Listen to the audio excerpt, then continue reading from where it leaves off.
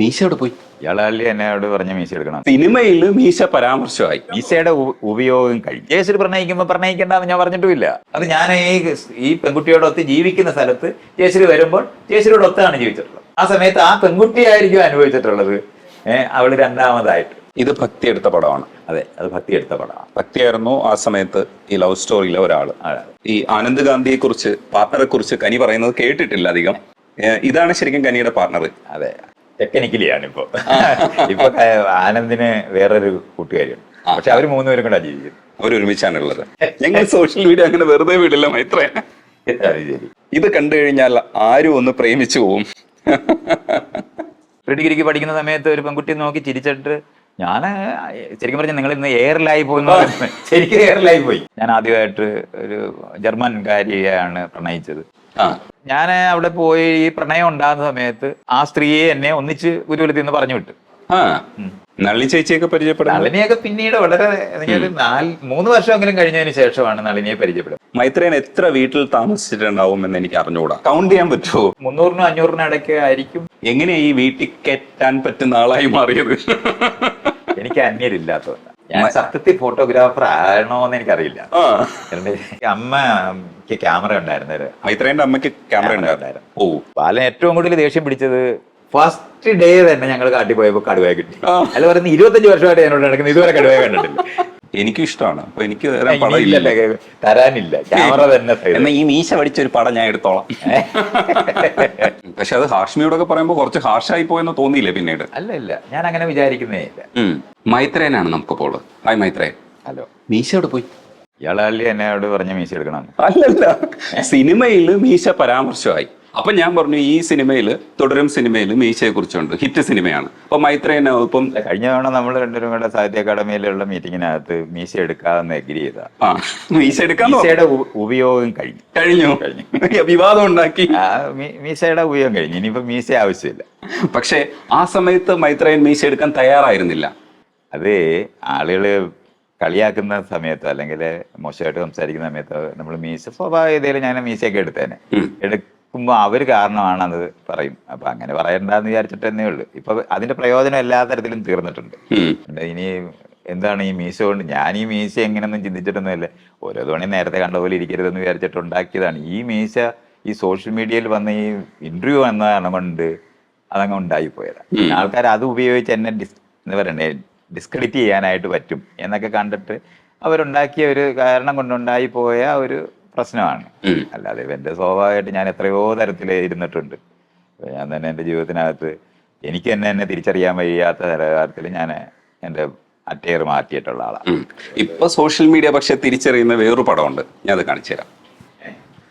അത് ഞാൻ പൊക്കിയിട്ടുണ്ട്. സുന്ദരനായ മൈത്രേയനെ ഞങ്ങൾ പൊക്കിയിരിക്കുകയാണ്. ഞങ്ങൾ സോഷ്യൽ മീഡിയ അങ്ങനെ വെറുതെ വിടില്ല മൈത്രേയനെ. അത് ശരി, ഫുൾ പ്രൂഫായിട്ടാണ് വന്നിരിക്കുന്നത്. ഇത് പക്ഷേ എത്ര വയസ്സിലാ? അത് ഒരു 23 വയസ്സ്. ഓ ഓ, ഇന്ന് എന്തുമാത്രം ആരാധകരുണ്ടെങ്കിൽ അന്ന് എന്തായിരുന്നിരിക്കുമല്ലേ?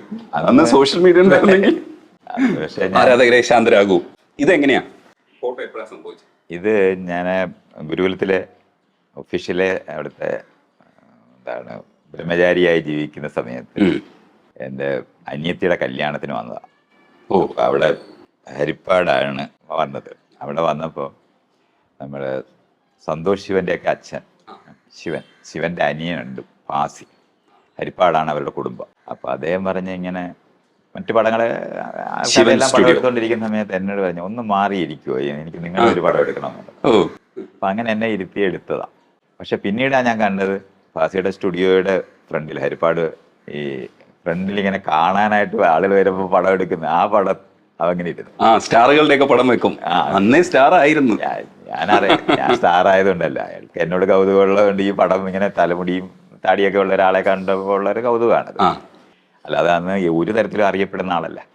പക്ഷെ ഹരിപ്പാട് നാട്ടിലുള്ളവർക്കൊക്കെ അറിയുന്ന മനുഷ്യരാണ്, അച്ഛനുമൊക്കെ അറിയുന്ന ആണ്. അപ്പം അങ്ങനത്തെ ഒരു കാര്യം മാത്രമേ ആയുള്ളൂ. പിന്നെ ഇത് വർഷങ്ങൾക്ക് ശേഷം ഞാൻ ഗുരുകുലമൊക്കെ വിട്ട് മാത്രമല്ല ഈ ആളുകൾ എന്നെ ഇൻ്റർവ്യൂ ചെയ്യുന്ന ഒരു കാലം വന്ന സമയത്താണ് ഈ പടം ഞാൻ അതിൻ്റെ ഒരു കോപ്പി തരുമോ എന്ന് അവിടെ ചോദിച്ചപ്പോൾ അവർ തന്നതാണ്. പഴയ ഒരു ഇൻഫർമേഷൻസ് ഒക്കെ ആൾക്കാർ എന്നെ പറ്റി അന്വേഷിക്കുന്ന ജേർണലിസ്റ്റുകൾ വന്ന് അന്വേഷിക്കുന്ന സമയത്ത് അങ്ങനെ വന്നതാണ് ആ പടം. ഉം. അപ്പം ആ പടത്തിൻ്റെ ഒരു കോപ്പി ഇങ്ങനെ എൻ്റെ കൂടെ ഉണ്ടായിരുന്നു. അത് ഈ മാതൃഭൂമിക്കാർ, അപ്പം അത് ഇൻ്റർനെറ്റിനകത്തേക്ക് വരുന്നത് സോഷ്യൽ മീഡിയയിൽ ആദ്യമായിട്ട് വന്ന സമയത്ത് പഴയ കാലത്തെ ചില പടങ്ങൾ ഇടയ്ക്കിടയ്ക്ക് ഇടുന്നത് വഴിയാണ് ആ പടം അവിടെ ഉണ്ടായത്.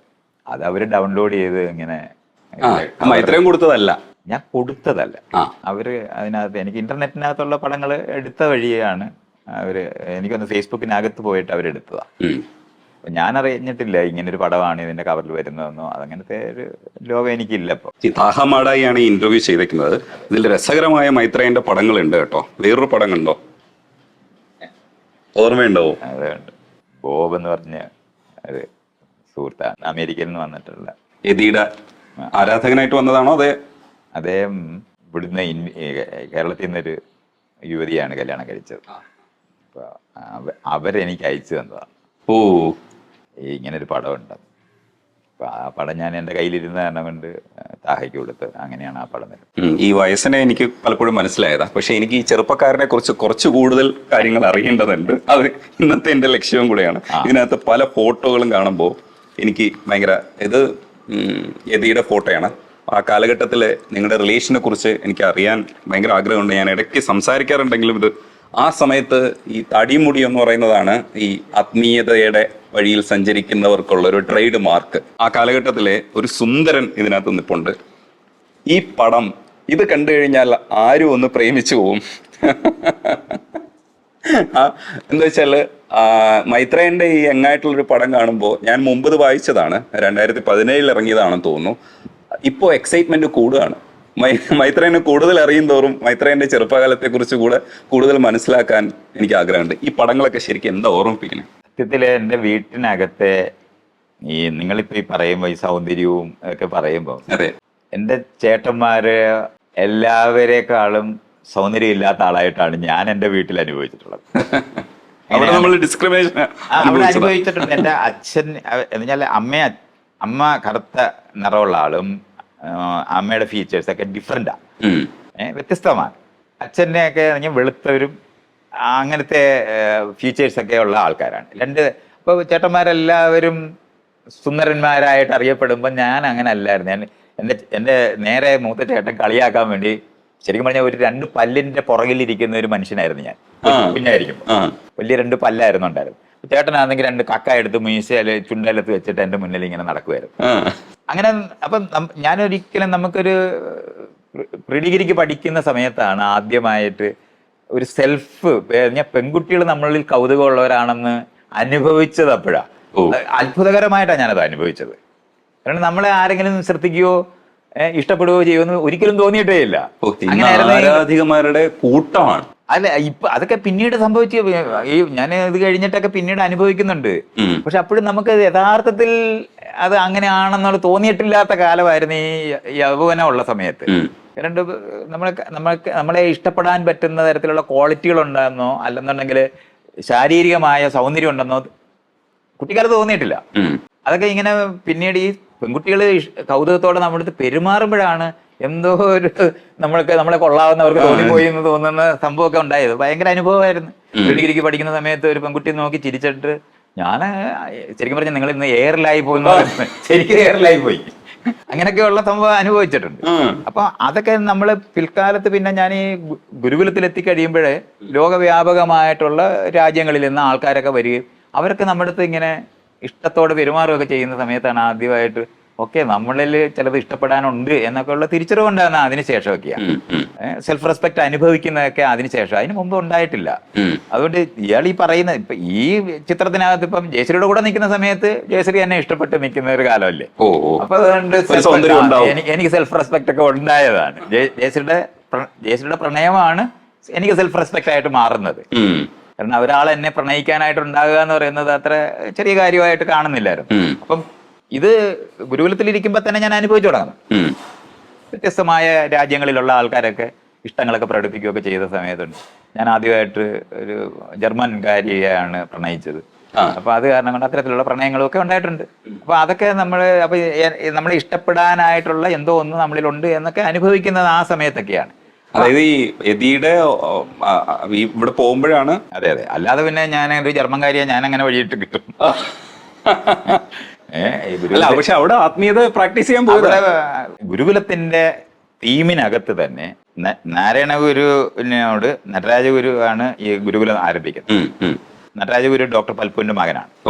അദ്ദേഹം ഇത് ആരംഭിക്കുമ്പം നാരായണ ഗുരു പറഞ്ഞതായിട്ടാണ് അവിടെ ഗുരുകുലത്തിൽ പറയുന്ന ഒന്നാണ്, വിവാഹം മുടക്കരുത്. അപ്പൊ അതുവരെ അദ്ദേഹം നാരായണ ഗുരു അങ്ങനെയല്ലായിരുന്നു. നാരായണ ഗുരു ആണും പെണ്ണും വേറെ ആകണം, ആശ്രമങ്ങൾ വേറെ ആകണമെന്ന് ആശ്രമത്തിനെ പറ്റി എഴുതി വെച്ചിരിക്കുന്നതിനകത്ത് അങ്ങനെ കൃത്യമായി പറഞ്ഞിട്ടുള്ള. പക്ഷെ മൈത്രേയൻ പോയത് East West University of Brahmavidya Science of Absolute എന്ന.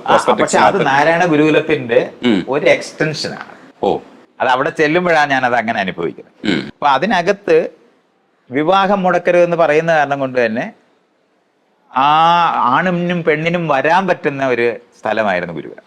പക്ഷെ ഫങ്ഷണലി അതിന് അത്രത്തോളം, കാരണം ആണും പെണ്ണും തമ്മിൽ ഒന്നിച്ച് ചേരുമ്പോൾ അവർ കല്യാണം കഴിച്ച് കുഞ്ഞുങ്ങളെ ഉണ്ടാക്കുക. അവിടെ തന്നെ ഉണ്ടായിരുന്ന വിനയനും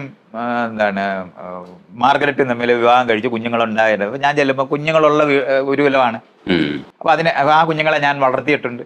അപ്പം അത് കാരണം കൊണ്ട് അത് നിഷേധിച്ചിട്ടില്ല.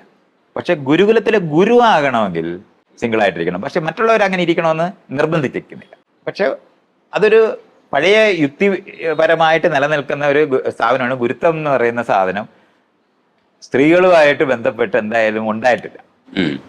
അതിന്റെ തീമിനകത്ത് സ്ത്രീയെ രണ്ടാമതായിട്ട് കാണുന്നില്ലെങ്കിലും വർക്ക് ചെയ്യുന്ന സമയത്ത് പുരുഷന്മാർ മാത്രമേ ഗുരുക്കന്മാരായിട്ടുള്ളതായിട്ട് നമുക്ക് കാണാൻ പറ്റും. അപ്പം അതും നമുക്ക് കാണാം. അപ്പൊ ഈ സാമൂഹികമായ ഉച്ചനീചത്വങ്ങൾ അതിനകത്ത് അംഗീകരിക്കുന്നില്ലെങ്കിലും അതിന്റെ എല്ലാ റിഫ്ലക്ഷൻസിനും ഈ സ്ഥാപനങ്ങളിലെല്ലാം നിലനിൽക്കും. അത് നമ്മൾ അങ്ങനെ തന്നെ മനസ്സിലാക്കണം. അപ്പൊ അമ്മയാണ് എന്നൊക്കെ പറഞ്ഞിട്ട് അരവിന്ദോയുടെ ഒരു പ്രണയക്കാരി ഉണ്ടായിരുന്നു, ഒരു ഫ്രഞ്ചുകാരിയാ. അവര് മദർ എന്നായിരുന്നു അവിടെ അരവിന്ദ ആശ്രമത്തിൽ വിളിക്കുന്നത്. വിവേകാനന്ദന് ഒരു പ്രണയക്കാരി ഉണ്ടായിരുന്നു, നിവേദിത. പ്രണയക്കാരിയായിട്ട് പറയത്തില്ല, ശിഷ്യയാണെന്ന് പറയും. പക്ഷെ പ്രണയക്കാരാണെന്നുള്ള കാര്യം നമുക്കൊക്കെ നോക്കിയാൽ കാണാനൊക്കെ നല്ലവർ അവർ തമ്മിലുള്ള ബന്ധങ്ങളിനകത്തൊന്നും കാണാൻ പറ്റും. ഈ കാഞ്ഞങ്ങാട്ട് രാമദാസിന് ഇതുപോലെ ഒരു അമ്മയാണ്. ഇതെല്ലാം പ്രണയക്കാരാണ്. പക്ഷെ ഗുരുകുലങ്ങളിനകത്ത് ഈ തരത്തിലുള്ള സ്ഥാപനങ്ങളിനകത്തെല്ലാം അമ്മമാരെന്ന് പറയുന്നത് മുഴുവനും ഈ ഗുരുക്കന്മാരുടെ പ്രണയക്കാരോ ഭാര്യമാരോ ഒക്കെ തന്നെയാണ്. പക്ഷെ അങ്ങനെ അല്ല എന്ന് അഭിനയിക്കും എല്ലാവരുടെ. ഇതൊക്കെയാണ് നമ്മൾ കണ്ടിട്ടുള്ളത്. പക്ഷെ അങ്ങനൊക്കെ ചെയ്യാതെ ഒരു സ്ഥാപനം നടത്തിക്കൊണ്ട് പോകണമെന്ന് വിചാരിച്ചിട്ടാണ് ഗുരുകുലമൊക്കെ ആലോചിച്ചിട്ടുള്ളത്. പക്ഷെ അതിനകത്ത് നമ്മൾ പോകുമ്പോൾ പുരുഷപ്രധാനമായ ഗുരുത്വം തന്നെയാണ് ഉണ്ടാകുന്നത് നമുക്ക് കാണാം. കാരണം നാരായണ ഒരു കല്യാണം കഴിച്ചിട്ടില്ല. ഇനി കല്യാണം കഴിക്കുന്നത് തന്നെ അദ്ദേഹത്തിന്റെ സഹോദരി പോയി വിളിച്ചുകൊണ്ട് വരുന്നതായിട്ടാണ് നമ്മൾ സങ്കല്പിക്കുന്നത്. അത് കാരണം കൊണ്ട് മോഡൽ എന്ന് പറയുന്നത് പുത്തന്റെ മോഡലാണ്. വിട്ടു ഓടിപ്പോയ ആൾക്കാരുടെ മോഡൽ തന്നെയാണ് വർക്ക് ചെയ്യുന്നത്. സന്യാസികൾ എന്ന് പറയുന്നതിനകത്ത് സന്യാസിനികൾ എന്ന് പറയുന്നത് രണ്ടാം തരമായിട്ട് തന്നെയാണ് എന്ന് നിൽക്കുന്നത്. അപ്പൊ അതൊക്കെ നമ്മൾ അങ്ങനെ തന്നെ മനസ്സിലാക്കണം. അപ്പൊ ഈ സ്ഥാപനം ഡിക്ലെയർ ചെയ്ത് നിൽക്കുന്നത് അങ്ങനെയൊക്കെ ആണെങ്കിലും യഥാർത്ഥത്തിൽ പ്രണയമൊക്കെ ഉണ്ടാകുന്ന സമയത്ത് തടസ്സമായിട്ട് തന്നെ നിൽക്കാറുണ്ട്. ഇപ്പം ഞാൻ അവിടെ പോയി ഈ പ്രണയം ഉണ്ടാകുന്ന സമയത്ത് ആ സ്ത്രീയെ എന്നെ ഒന്നിച്ച് ഗുരുകുലത്തിൽ നിന്ന് പറഞ്ഞു വിട്ടു. അങ്ങനെ പുറത്താക്കിയിട്ടുണ്ടായിരുന്നു. പിന്നെ ഒരു 4-5 മാസം കഴിഞ്ഞിട്ട് യതി തന്നെ എനിക്ക് കത്തയച്ച് വേഗം തിരിച്ച് ഗുരുകുലത്തിൽ വരണമെന്ന് പറയുന്നത്. ഞാൻ വേറെ ആശ്രമങ്ങളിൽ പോയി അതിനകത്തെല്ലാം പ്രവർത്തിക്കാൻ തുടങ്ങിയപ്പോൾ ഇയാൾ ഈ പണി നിർത്തത്തില്ലെന്ന് ബോധ്യമാകുമ്പോൾ എന്നെ തിരിച്ചു വിളിക്കുകയാണ് ചെയ്തത്. അങ്ങനെയായിരുന്നു അവിടെ ഉണ്ടായത്. അപ്പൊ അവിടെ തുടരുക എന്ന് പറയുന്ന സമയത്ത് ഞാൻ അതിന്റെ സ്ഥാപനം നടത്തുന്ന ആളായിട്ട് മാറുന്നതിന് ശേഷം ഞാൻ ആ ബന്ധങ്ങൾ ഉണ്ടാക്കുന്നില്ല. സെൽഫ് ഡിസിപ്ലിനോടെ പ്രണയങ്ങൾ ഉണ്ടാകാതെ, പ്രണയങ്ങൾ വരും, പക്ഷെ നമ്മൾ അത് വെള്ളവും വളവും കൊടുത്ത് വളർത്തിയിട്ടില്ല. അത് ഞാനൊരു 8 വർഷത്തോളം തുടരുന്ന സമയത്ത് ചെയ്തിട്ടില്ല. അതിനുശേഷമാണ് അവിടുന്ന് വിടുന്നതിനെ പറ്റി ആലോചിക്കാൻ തുടങ്ങുന്ന സമയത്താണ് ഈ മറ്റൊരു ബന്ധം, സ്ത്രീയും പുരുഷനും കൂടെ ചേർന്ന് ജീവിക്കുന്നതാണ് യഥാർത്ഥത്തിൽ മനുഷ്യർക്ക് ആവശ്യമുള്ളതെന്ന് ബോധ്യം വരുന്ന ഒരു സ്ഥലമുണ്ട്. അത് ഗുരുകുലം വിട്ടിട്ട് നിൽക്കുമ്പോഴാണ് ഫെമിനിസം ഒക്കെ വായിക്കുകയും പഠിക്കുകയും ലോകത്തിനെ പറ്റി നമ്മൾ മനസ്സിലാക്കുകയും ചെയ്യുന്ന സമയത്ത് ഈ പറയുന്ന സ്പിരിച്വൽ എന്ന് പറയുന്ന സാധനം വളരെ പുരുഷ മേധാവിത്വപരമായ ഒരു കൺസെപ്റ്റ് ആണെന്ന് ശരിക്കും കാണാൻ പറ്റും. പക്ഷെ അവിടെ യതിയൊക്കെ വിമർശിക്കുന്ന ഒരാളായിട്ട് എഴുതുന്ന ഒരു അവസ്ഥയിലേക്ക് എത്തിയത് ഫിലോസഫിക്കൽ ആയിട്ടുള്ളൊരു, അത് ഗുരുകുലം വിട്ടതിന് ശേഷമാണ്. രാഷ്ട്രീയമായിട്ട് നമ്മൾ ഇടതുപക്ഷ രാഷ്ട്രീയ പ്രവർത്തകരായിട്ട് മാറുന്നുണ്ട്. ഞാൻ നേരത്തെ പറഞ്ഞ നക്സലൈറ്റ് ഞാൻ ശരിക്കും പറഞ്ഞ ജീവനുള്ള നക്സലൈറ്റുകളായിട്ടുള്ള ബന്ധം കുറവായിരുന്നു. വേണുവിനെ കണ്ടിട്ടുണ്ട്, വേണു അവിടെ വന്നിട്ടുണ്ട്. എൻ്റെ കൂട്ടുകാർ നക്സലേറ്റ് ആയിരുന്ന സമയത്ത് വന്നിട്ടുണ്ട്. പക്ഷെ അവർ ഞാൻ പിരിഞ്ഞതിന് ശേഷമാണ് അവരും പിരിഞ്ഞതിന് ശേഷമാണ് യഥാർത്ഥത്തിൽ കൂടിയിട്ടുള്ളത്. അതുകൊണ്ട് നക്സലേറ്റ് പ്രസ്ഥാനത്തിനകത്തൊന്നും ഒരിക്കലും ഞാൻ പ്രവർത്തിച്ചിട്ടില്ല.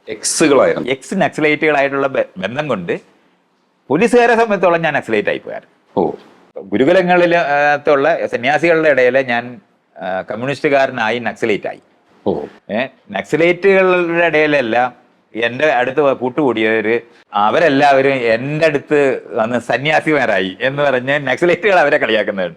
ഇങ്ങനെ രണ്ടു കൂട്ടരും കളിയാക്കുന്ന ഒരു സംഭവമായിരുന്നു. ഇപ്പൊ സൊസൈറ്റി ഫോർ സോഷ്യലിസ്റ്റ് സ്റ്റഡീസ് എന്ന് പറഞ്ഞിട്ടൊരു സ്ഥാപനം എൻ്റെ വീടുമായിട്ട് ബന്ധപ്പെട്ട് ഒരു വീടും സ്ഥലവും ഉള്ളത് കാരണം കൊണ്ട് അവിടെ അന്റോണിയോ ഗ്രാംഷി ഇൻസ്റ്റിറ്റ്യൂട്ട് എന്ന് പറഞ്ഞൊരു ഇൻസ്റ്റിറ്റ്യൂട്ടും വായനശാലയും ഞങ്ങളുടെ എല്ലാവരുടെയും. അപ്പൊ എൻ്റെ കയ്യിൽ കുറച്ച് പുസ്തകങ്ങളുണ്ട്, ടി.എൻ. ജോയിയുടെ കയ്യിൽ കുറെ പുസ്തകമുണ്ട്, ടി.കെ. രാമേന്ദ്രൻ്റെ കയ്യിൽ കുറെ പുസ്തകമുണ്ട്, അങ്ങനെ വി. രാജീവന്, സച്ചിദാനന്ദന് ഇവരുടെ എല്ലാം കുറച്ച് പുസ്തകങ്ങളെല്ലാം കൂടെ ചേർത്ത് നമ്മളൊരു വലിയ ലൈബ്രറി ഉണ്ടാക്കി. പിന്നെ വാങ്ങുകയും ചെയ്യുന്നുണ്ട് പുതിയതായിട്ട് വരുന്നതല്ല. അപ്പൊ അന്നത്തെ ആ നിലവാരത്തിലെ ആഴത്തിൽ പഠിച്ച് എല്ലാവർക്കും കമ്മ്യൂണിസ്റ്റ് പ്രസ്ഥാനത്തിനകത്ത് പ്രവർത്തിച്ചിരുന്നവർക്കും ക്രൈസിസ് അനുഭവിക്കുന്നുണ്ട്. കാരണം ലോകവ്യാപകമായിട്ട് കമ്മ്യൂണിസ്റ്റ് പ്രസ്ഥാനങ്ങൾക്കകത്ത് പ്രോബ്ലം ഉണ്ടാകുന്ന എല്ലാവരും കാണുന്നുണ്ട്. നമ്മളിത് തുടങ്ങുന്ന 82-83 അപ്പൊ ആ സമയമായപ്പോഴത്തേന് തന്നെ റഷ്യക്കകത്ത് ഒക്കെ ഉണ്ടാകുന്ന പ്രശ്നങ്ങൾ എന്ന് പറഞ്ഞാൽ ക്രൂഷ്ചേവിന്റെ പ്രഖ്യാപനം ഇതൊക്കെ ഇങ്ങനെ വരുന്നുണ്ട്. അപ്പൊ അത് കാരണം കൊണ്ട് ഒരു ക്രൈസിസ് ഉണ്ടായിട്ടുണ്ട്. അതുവരെ കമ്മ്യൂണിസ്റ്റ് ലോകങ്ങൾ അങ്ങ് വികസിച്ച് ലോകം മുഴുവനും ഉണ്ടായി പോകുന്നതിനെ പറ്റി മാത്രമേ കാണുന്നുള്ളൂ. ഇതിനകത്ത് ഇന്റേണൽ ആയിട്ടുള്ള ക്രൈസിസ് ഉണ്ടാകുന്നത് രണ്ട് വ്യത്യസ്തമായ ചിന്താധാരകൾ മാർക്സിസവും ലെനിനിസവും കൂടെ ചേർന്ന് റഷ്യയിൽ നിൽക്കുമ്പോൾ വ്യത്യസ്തമായി മാവോയുടെ പ്രവർത്തനങ്ങൾ വരുന്ന സാധനങ്ങളാണ്. അപ്പം ഈ നക്സലൈറ്റുകളുടെ ഇടയിൽ തന്നെ 2 ലൈൻ സമരങ്ങൾ ഇങ്ങനെയുള്ള കാര്യങ്ങളൊക്കെ സംസാരിക്കും. വ്യത്യസ്തമായ രീതികളിൽ ഇത് സമീപിക്കാം. കമ്മ്യൂണിസ്റ്റ് പ്രസ്ഥാനം തന്നെ പലതരത്തിൽ ചെയ്യാൻ പറ്റുമെന്ന് അന്റോണിയോ ഗ്രാംഷിയുടെ കുറേ പുസ്തകങ്ങളുണ്ട്, അദ്ദേഹത്തിന് പ്രസന്റ് നോട്ട്ബുക്സ്. അപ്പൊ ഇതൊക്കെ നമ്മൾ വായിക്കുകയും പഠിക്കുകയും ചെയ്യുമ്പോൾ വേറെ ധാരകളും ചിന്താധാരകളും, അതേപോലെ റോസ ലക്സംബർഗിന്റെ പുസ്തകം വായിക്കാൻ ലെനിന് ഒക്കെ എടുക്കുന്ന നിലപാടുകൾ പോലെ അല്ല എടുക്കേണ്ടതെന്നൊക്കെ പറയുന്ന പല തരത്തിലുള്ള ഇന്റർപ്രിറ്റേഷൻസ് ഒക്കെ വരാൻ തുടങ്ങുന്നുണ്ട്. അപ്പൊ ഇത് കൊണ്ട് വ്യത്യസ്തമായ ചിന്താധാരകൾ ഉണ്ടാകുന്ന മാത്രമല്ല പല രാജ്യങ്ങള് 10-40 രാജ്യത്തെങ്കിലും കമ്മ്യൂണിസ്റ്റ് പ്രസ്ഥാനം പലതരത്തിൽ പ്രവർത്തിക്കുമ്പോൾ കൊച്ചു രാജ്യം ഇപ്പൊ അൽബേനിയ എന്ന് പറയുന്ന രാജ്യത്തുള്ള കമ്മ്യൂണിസ്റ്റ് പാർട്ടിയായിട്ട് ഇവിടുത്തെ കമ്മ്യൂണിസ്റ്റ് പാർട്ടിക്ക് ബന്ധം ഉണ്ടാകുന്ന ഒരു കണക്ഷനുണ്ട്. പോളണ്ടിൽ ഇവിടെ ബന്ധമുണ്ട്, ഹംഗറി എന്നുള്ള ഇങ്ങനെ നമ്മളിങ്ങനെ പല രാജ്യങ്ങളിലുള്ള കമ്മ്യൂണിസ്റ്റ് പ്രസ്ഥാനങ്ങളും ഇവിടുത്തെ കമ്മ്യൂണിസ്റ്റ് പാർട്ടിയായിട്ട് ബന്ധം ഉണ്ടാകുന്നുണ്ട്. പ്രധാനപ്പെട്ട റഷ്യയും ചൈനയും നിൽക്കുമ്പോൾ തന്നെ ഒത്തിരി രാജ്യങ്ങളിൽ അവരുടേതായ രീതിയിലുള്ള വ്യത്യാസങ്ങളോടെ പ്രവർത്തിക്കുന്നുണ്ട്. അപ്പൊ ഇതെല്ലാം കൂടി ഇതിനകത്ത് കയറി വരും. അപ്പൊ ഇതിൽ ഏത് നിലപാടാണ് നിങ്ങൾ എടുക്കാൻ പോകുന്നതെന്ന് പറയുന്നത് കമ്മ്യൂണിസ്റ്റുകാരുടെ ഏറ്റവും വലിയ പ്രശ്നമായി മാറിയായിരുന്നു. ഏത് കമ്മ്യൂണിസ്റ്റ് പാർട്ടിയായിട്ടാണ് നിങ്ങൾ അലൈൻ ചെയ്യുന്നതെന്നൊക്കെ ഉള്ള ചർച്ചയൊക്കെ വരും. അപ്പൊ കമ്മ്യൂണിസ്റ്റ് പ്രസ്ഥാനത്തിനകത്ത് ഇത്തരത്തിലുള്ള വ്യത്യാസങ്ങൾ വന്ന് അങ്ങനെയാണ് സ്പ്ലിറ്റ് ഉണ്ടാകുന്നത്. CPIയും CPMും തമ്മിൽ പിരിയുന്നത് ഭയങ്കര ഷോക്കിംഗ് ആയിരുന്നു എല്ലാവരെയും സംബന്ധിച്ചോളം. ആ ഒരു ഇടത് തുടർച്ചയുടെ ഭാഗമായിട്ടാണ് എതിക്കെതിരെയും വിമർശനങ്ങൾ ഉന്നയിച്ചത്. ഇത് വരുന്നത് ഭാസുരേന്ദ്ര ബാബുവും ഞാനും രഘുവും കൂടെ ചേർന്ന് ഞങ്ങൾ ഒന്നിച്ച് സുഹൃത്തുക്കളായിട്ട് തിരുവനന്തപുരത്ത് പ്രവർത്തിക്കുന്നുണ്ട്. പൊതുവായിട്ടുള്ള കാര്യങ്ങളിനകത്ത് ഈ സമരങ്ങളിനകത്തൊക്കെ ഇടപെടുകയൊക്കെ ചെയ്യുന്നു. അപ്പൊ ഞങ്ങളുടെ ആ കൂട്ടായ്മയ്ക്കകത്ത് ഈ ഗുരുകുലത്തിനകത്ത് വന്ന് 1-2 ലേഖനങ്ങൾ നമ്മളിങ്ങനെ വായിച്ചിട്ട് പൊളിറ്റിക്കലായ ക്രിറ്റിസിസം വെക്കുന്നുണ്ട്. ആ വെക്കുന്നത് ഒരു പുസ്തകമായി മാറുന്ന വളരെ ആക്സിഡന്റലായിട്ട്, നമ്മളത് പ്രതീക്ഷിച്ചിട്ടൊന്നുമല്ല. ജോസി എന്ന് പറഞ്ഞാൽ നമ്മുടെ ഒരു സുഹൃത്തുണ്ട്, പുസ്തക പ്രസാദ സംഘം എന്ന് പറഞ്ഞിട്ടൊരു പുസ്തക പ്രസിദ്ധീകരണം നടത്തുന്ന ആളാണ്. വന്നപ്പോൾ നമ്മളിങ്ങനെ ഇതെല്ലാം എഴുതി ഇങ്ങനെ വെച്ചിരിക്കുന്ന കാരണം കൊണ്ട് അതിങ്ങനെ കണ്ടിട്ട് ഇതൊരു പുസ്തകമാക്കാൻ പറ്റുമെന്ന് അയാൾ പറയുന്നതുകൊണ്ട് വളരെ ആക്സിഡന്റലായിട്ട് ഉണ്ടായിപ്പോയതാ. അല്ലാതെ എഴുതിയെ വിമർശിക്കാനോ ഗുരുകുലത്തിനെതിരെ എഴുതാനോ ഒന്നും ഉദ്ദേശിച്ചിട്ടില്ല. ഞങ്ങൾക്കൊരു ഡയലോഗ് നടക്കണമെന്ന് ആഗ്രഹിക്കുന്നുണ്ട്. അപ്പൊ നമ്മൾ എഴുതുന്നത് തന്നെ അങ്ങനെയാണ്, ഒരു ഉയർന്ന നിലവാരത്തിൽ ഒരു ഡയലോഗ് നടക്കാൻ ഫിലോസോഫിക്കലാണ് കമ്മ്യൂണിസ്റ്റുകാരായിട്ടിരിക്കുന്ന ആൾക്കാരും വേദാന്തികളായിരിക്കുന്നവരും തമ്മിലൊരു ഡയലോഗ്, പൊളിറ്റിക്കലായ ഒരു ഡയലോഗ് നടക്കും എന്ന് പ്രതീക്ഷിച്ചിട്ടുള്ള ഒരു എക്സർസൈസ് മാത്രമാണത്. മനസ്സിലായി. അതിന് അല്ലാതെ അപ്പൊ എതിക്കിത് അയച്ചു കൊടുക്കുന്നുണ്ട്. നമ്മളിങ്ങനെ വെച്ചിരിക്കുന്നത് ഇതിനൊരു അവസാനത്തെ ഒരു മറുപടി തരണം. അതും കൂടെ നമ്മൾ അവസാനം എഴുതത്തില്ല, അവസാനം എഴുതുന്നത് എതിയാണ്. കാരണം അൺഡെമോക്രാറ്റിക് ആകാതിരിക്കാൻ വേണ്ടി നമ്മൾ അങ്ങനെയും കൂടെ എഴുതുന്നുണ്ട്. ഇതിനൊരു മറുപടി, പക്ഷെ അദ്ദേഹം മറുപടി തരുന്നില്ല. അപ്പൊ നമ്മൾ പറയുന്നുണ്ട് 2 മാസം നമ്മൾ കാത്തിരിക്കും, മറുപടി തരുന്നില്ലെങ്കിൽ ഞങ്ങൾ ഇത് പ്രസിദ്ധീകരിക്കും. അങ്ങനെയായിരുന്നു ചെയ്തത്. അതൊക്കെ നമ്മൾ ഈ ജനാധിപത്യപരമായ ഒരു എക്സർസൈസ്, ഒരു ഇന്റലക്ച്വലായ ഒരു ഡിസ്കോഴ്സ് നടക്കണമെന്ന് ആഗ്രഹിച്ചിട്ടാണ് അതെല്ലാം ചെയ്തിട്ടുള്ളത്. അല്ലാതെ ഏതിയെ വിമർശിക്കാനോ ഒന്നും ഉദ്ദേശിച്ചിട്ടില്ല.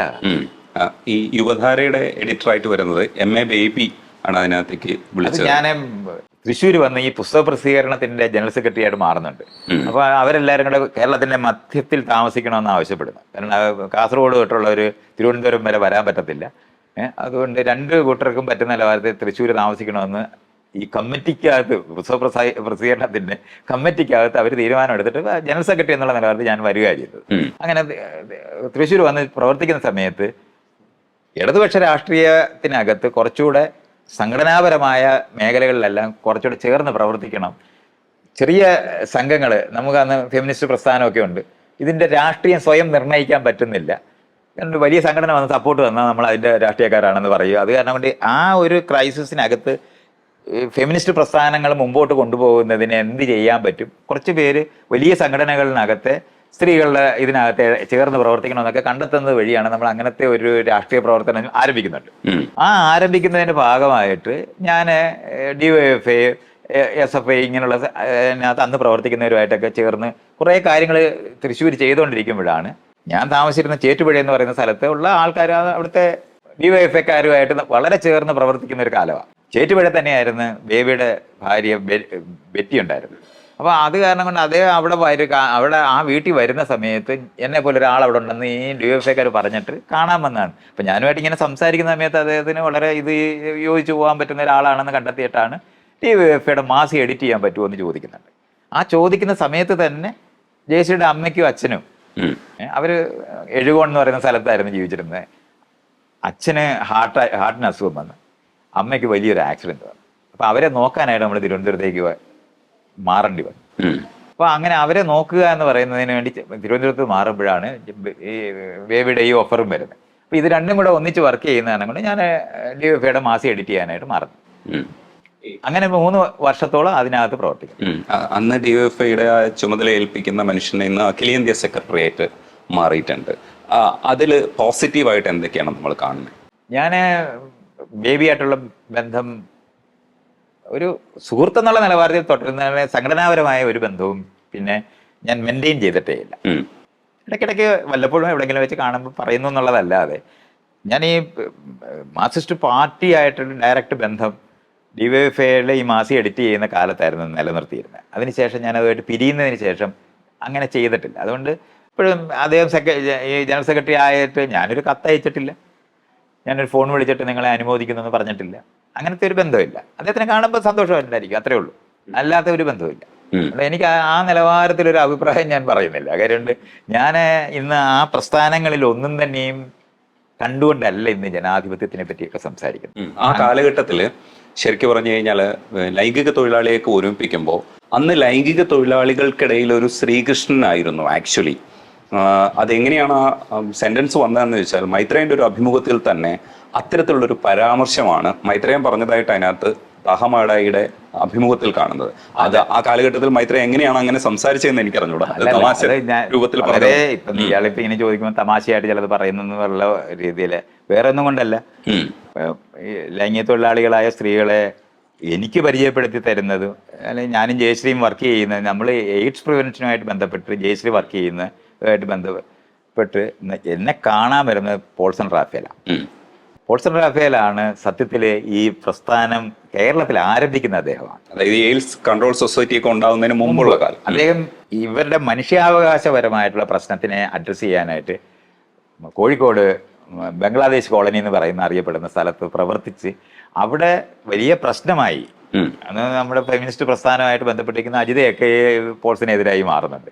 അപ്പോൾ അവിടെ വെച്ച് ഈ മാതൃഭൂമിക്കകത്ത് വർക്ക് ചെയ്തിരുന്ന ജയചന്ദ്രൻ, ജനറൽ മരിച്ചുപോയ ജയചന്ദ്രൻ്റെ അടുത്ത് എന്നെ പരിചയം ഉണ്ടായിരുന്ന ഒരു ആളും കൂടി ഇരിക്കുന്ന സമയത്ത് അയാളാണ് ചിലപ്പോൾ മൈത്രേയനോട് നിങ്ങൾ സംസാരിച്ചാൽ എന്തെങ്കിലും ഇതിന് ഒരു കാര്യം ചെയ്യാൻ പറ്റുമെന്ന് ആ പറയുന്നത് കേട്ടിട്ട് പോൾസൺ എന്നെ ഫോൺ വിളിച്ചിട്ട് തിരുവനന്തപുരത്ത് വരുമ്പോൾ ഞാൻ പറഞ്ഞു എൻ്റെ വീട്ടിൽ നമുക്ക് പറയാം. അപ്പം പോൾസൺ വന്ന് വളരെ ക്രിട്ടിക്കലായിട്ടാണ് സംസാരിക്കുന്നത്. നിങ്ങൾ മനുഷ്യാവകാശ പ്രവർത്തകനാണെന്ന് പറഞ്ഞിട്ട് എന്തുകൊണ്ടാണ് ഈ സ്ത്രീകളുടെ ഇഷ്യൂസിനകത്ത് കാണാത്തത് എന്ന് ചോദിക്കുമ്പം അയാൾ പറയുന്നതിന് അതൊരു ന്യായമുണ്ടെന്ന് എനിക്ക് അവസാനം മനസ്സിലായി. കാരണം അപ്പം അയാൾ പറഞ്ഞതാണ്, പറഞ്ഞ വരികയാണ്, നിങ്ങൾക്കൊരു ബ്ലൈൻഡ് സ്പോട്ട് ഉണ്ട്. നിങ്ങൾ മനുഷ്യാവകാശപരമായി പ്രവർത്തിക്കുമ്പോൾ ഏറ്റവും കൂടുതൽ ദ്രോഹം അനുഭവിക്കുന്ന ഈ സ്ത്രീകളുടെ മനുഷ്യാവകാശ പ്രശ്നത്തിൽ എന്തുകൊണ്ട് നിങ്ങൾ ഇടപെടുന്നില്ല? അപ്പൊ നിങ്ങൾക്കൊരു മോറൽ നിലപാട് നിങ്ങൾ അറിഞ്ഞോ, നിങ്ങൾ അങ്ങനെ അല്ലെന്ന്, നിങ്ങൾ ഫെമിനിസ്റ്റ് ആണെന്ന് പറയുമ്പോഴും നിങ്ങൾക്കുണ്ട്. നിങ്ങൾക്ക് ആ കണ്ണില്ല, കാഴ്ചയില്ല. ഇതാണ് അയാൾ പറഞ്ഞത്. അതിനകത്തൊരു ന്യായം ഉണ്ടെന്ന് ഞാൻ അനുഭവിക്കുന്ന ഒരു സ്ഥലത്താണ് ഞാൻ പറഞ്ഞ ഇന്ന് തൊട്ട് നിങ്ങളുടെ കൂടെ ചേർന്ന് ഞാനിത് പ്രവർത്തിക്കുന്നതാണ് എന്ന് അന്ന് തുടങ്ങിയതാണ്. അപ്പൊ അയാളാണ് എന്നെ ആ നിലവാരത്തിൽ ഇൻസ്പയർ ചെയ്തത്. അപ്പൊ ജയശ്രീ ആണെന്നുണ്ടെങ്കിൽ എയ്ഡ്സ് പ്രിവെൻഷനെ പറ്റി പഠിച്ചിട്ട് നിൽക്കുന്ന സമയമാണ്. അപ്പൊ ഈ സ്ത്രീകൾക്ക് അവരുടെ ഒരു എന്താണ് ജോബ് ഹസാർഡായിട്ടാണ് ഈ രോഗം വരുന്നത്. അവരുടെ പ്രവൃത്തിക്കകത്ത് അവരെ മരണം, കാരണം ഈ ലോകവ്യാപകമായി എല്ലാവർക്കും രോഗം, ഭാര്യമാർക്കും ലൈംഗിക തൊഴിലാളികൾക്കും രോഗം കൊടുക്കുന്നത് പുരുഷന്മാരാണ്. അവരാണ് എല്ലായിടത്തും പോയി എല്ലാവരുമായിട്ട് ബന്ധമുണ്ടാക്കുന്നത്. പക്ഷെ അങ്ങനെയല്ല അത് കാണുന്നത്. രോഗികളായി എന്ന് വെക്ടറായിട്ടാണ് സ്ത്രീകളെ എപ്പോഴും കാണുന്നത്. അവരുടെ ദേഹം മുഴുവൻ രോഗമാണ്. പോൾസണും ഞാനായിട്ടുള്ള ആ റിലേഷൻഷിപ്പിനകത്ത് ഈ മനുഷ്യാവകാശപരമായിട്ടുള്ള സ്ത്രീകളെ എക്സ്പ്ലോയിറ്റ് ചെയ്യുന്നതും സ്ത്രീകൾക്ക് നിയമപരമായിട്ട് ഒരു പരിരക്ഷയില്ലാതെ ഉപദ്രവിക്കപ്പെടുന്നതും നാട്ടിനകത്ത് എന്തൊരു പ്രശ്നം വന്നാൽ സ്ത്രീകളെ എല്ലാം അറസ്റ്റ് ചെയ്ത് ജയിലിടുക എന്ന് പറയുന്നത്, അങ്ങനത്തെ ഒരു സാധനത്തിനകത്ത് ഒരു അവയർനെസ് ഉണ്ടാക്കിയെടുക്കുക എന്ന് പറയുന്നതിന് വേണ്ടി ഞാനും പോൾസനും ജയശ്രീയും കൂടെ ചേർന്ന് ഇന്ത്യ മുഴുവനും യാത്ര ചെയ്യുന്നു. അപ്പോഴാണ് വേറെ സ്ഥലങ്ങളിലൊക്കെ ഇതുപോലുള്ള പ്രവർത്തനങ്ങളൊക്കെ ഉണ്ടെന്നുള്ള, കാൽക്കട്ടയിലൊക്കെ നമ്മൾ പോയി കാണുകയൊക്കെ ചെയ്യും. ഡൽഹി പോയി കണ്ട്, അതുപോലെ തന്നെ ആന്ധ്രയിൽ പോയി കണ്ട്, അതുപോലെ തന്നെ ഈ വളരെ അറിയപ്പെടുന്നവരായ ആൾക്കാരെ എല്ലാം കാണുന്നുണ്ട്. ബോംബെ പോയി പട്ടുവർത്തനെയൊക്കെ കാണുന്നുണ്ട്. അപ്പൊ അതെല്ലാം നമ്മള് ഈ പ്രസിദ്ധർ എന്ന് ഏതെങ്കിലും തരത്തിൽ മനുഷ്യ പറ്റുണ്ടെന്ന് നമ്മൾ വിചാരിക്കുന്ന മനുഷ്യർ മുഴുവൻ കാണുന്നുണ്ട്. ഇത് മുഴുവൻ കഴിഞ്ഞതിന് ശേഷമാണ് നമ്മൾ ഈ ഓർഗനൈസേഷൻ ആരംഭിക്കുന്നത്. അപ്പൊ ആ സമയത്താണ് എയ്ഡ്സ് പ്രിവെൻഷനും വരുന്നത്. അപ്പൊ ഈ പോൾസന പറഞ്ഞ് ഈ സ്ത്രീകളെ നമ്മൾ ഇതുമായിട്ട് അസോസിയേറ്റ് ചെയ്ത് അവരെ സ്റ്റിഗ്മറ്റൈസ് ചെയ്യും, അതുകൊണ്ട് ഈ പ്രോജക്റ്റ് എടുക്കരുത് എന്നുള്ള നിലപാടായിരുന്നു. പിന്നീട് നമുക്ക് ഒരു ധനവും ഇല്ല. അപ്പോഴാണ് ഈ പ്രോജക്റ്റ് എടുത്താൽ ഒന്നുമില്ലെങ്കിൽ നമുക്ക് ഇവർക്ക് കുളിക്കാനും നനയ്ക്കാനും ഇരിക്കാനും അവർക്ക് ഒരു എന്തെങ്കിലും പ്രയോജനം ഉണ്ടാകുന്ന ഒരു സ്ഥലം ഉണ്ടാക്കി കൊടുക്കാൻ പറ്റുമെന്ന് ഡ്രോപ്പ് ഇൻ സെന്റർ എന്ന് പറഞ്ഞ ഒരു കൺസെപ്റ്റ് ഈ എയ്ഡ്സ് പ്രിവെൻഷനുമായിട്ട് ബന്ധപ്പെട്ട് വരുന്നുണ്ട്. അപ്പൊ അങ്ങനെയാണ് ഈ സ്ത്രീകളെ നമ്മൾ പ്രോജക്റ്റ് എടുക്കുന്നിടത്തേക്ക് വരിക. അന്ന് എയ്ഡ്സ് കൺട്രോൾ സൊസൈറ്റി ആയിട്ടില്ല, എയ്ഡ്സ് സെൽ എന്ന് പറയുന്നതാണ്. ഒരു മാധവൻ നായർ എന്ന് പറഞ്ഞ ഡോക്ടറായിരുന്നു അതിൻ്റെ അന്ന് ഉണ്ടായിരുന്നത്. അപ്പോൾ നമ്മൾ അവരെല്ലാം പോയി കണ്ട് ഈ എയ്ഡ്സിനെ പറ്റിയുള്ള വിദ്യാഭ്യാസവും കാര്യങ്ങളും എല്ലാം പഠിക്കുകയും ഒക്കെ ചെയ്ത് ഒരു തുടർച്ചയുണ്ട്. ആ തുടർച്ചയ്ക്കകത്താണ് അത്തരത്തിലുള്ള ഓർമ്മ. അപ്പോൾ അതിനോടൊപ്പമാണ് പെട്ടെന്നാണ് ഈ ആളുകളെ നമ്മൾ കാണാൻ തുടങ്ങിയത്, ഈ എന്താണ് ട്രാൻസ്ജെൻഡേഴ്സിനെ കാണുന്നത്. ഇതിനോടൊപ്പം തന്നെയാണ് പെട്ടെന്നാണ് അങ്ങനെ ഒരു വിഭാഗമുണ്ടെന്ന് അതുവരെ നമുക്ക് ഇങ്ങനെ കേട്ടിട്ട്, നമ്മൾ എഴുതുകയും വായിക്കുകയൊക്കെ ചെയ്യുന്നതല്ല. ഗെയിം ലെസ്ബിയൻ തീർന്ന് വേറെ ഒന്നും ആരെയും അറിഞ്ഞൂടാ. അപ്പം നമുക്ക് ആകെപ്പാടെ ഗെയ്സും ഉണ്ട് ലെസ്ബിയനും ഉണ്ടെന്നും മാത്രമേ അറിയാവൂ. അല്ലാതെ ഇന്ന് നമ്മൾ പറയുന്ന ട്രാൻസ്ജെൻഡേഴ്സ് എന്ന് പറയുന്ന അല്ലെങ്കിൽ LGBTQ+ എന്ന് പറയുന്നത് ഒന്നും നമുക്ക് അറിഞ്ഞൂടാ. അപ്പം നമ്മൾ വളരെ നെയ്വായിട്ടാണ് ആ വിഷയങ്ങളിനകത്തെല്ലാം അന്ന് സംസാരിക്കുകയും സപ്പോർട്ട് കൊടുക്കുകയും ചെയ്യുന്നത്. കണ്ടാൽ സ്ത്രീകളാണെന്ന് തോന്നുന്നവരെല്ലാം ലെസ്ബിയന്, അല്ലാത്തവരെല്ലാം ഗെയ്സ്. ഇങ്ങനെ മാത്രമേ നമുക്ക് ഈ ഡിവിഷനേ ഉണ്ടായിരുന്നുള്ളൂ. പിന്നീടാണ് നമ്മൾ ഇതൊക്കെ മനസ്സിലാക്കുന്നത്. അങ്ങനെയല്ല, ഇതിനകത്തൊക്കെ വ്യത്യാസമുണ്ട്. ട്രാൻസ്ജെൻഡേഴ്സ് എന്ന് പറയുന്നവർക്ക് ഇങ്ങനെ സ്ത്രീകളായിട്ടിരിക്കുമ്പോൾ പുരുഷന്മാരായിട്ട് തോന്നുന്നവരും പുരുഷന്മാരായിരിക്കും സ്ത്രീകളായിരുന്നു. ഈ സാധനങ്ങൾ അന്ന് സത്യത്തിൽ അറിയില്ല.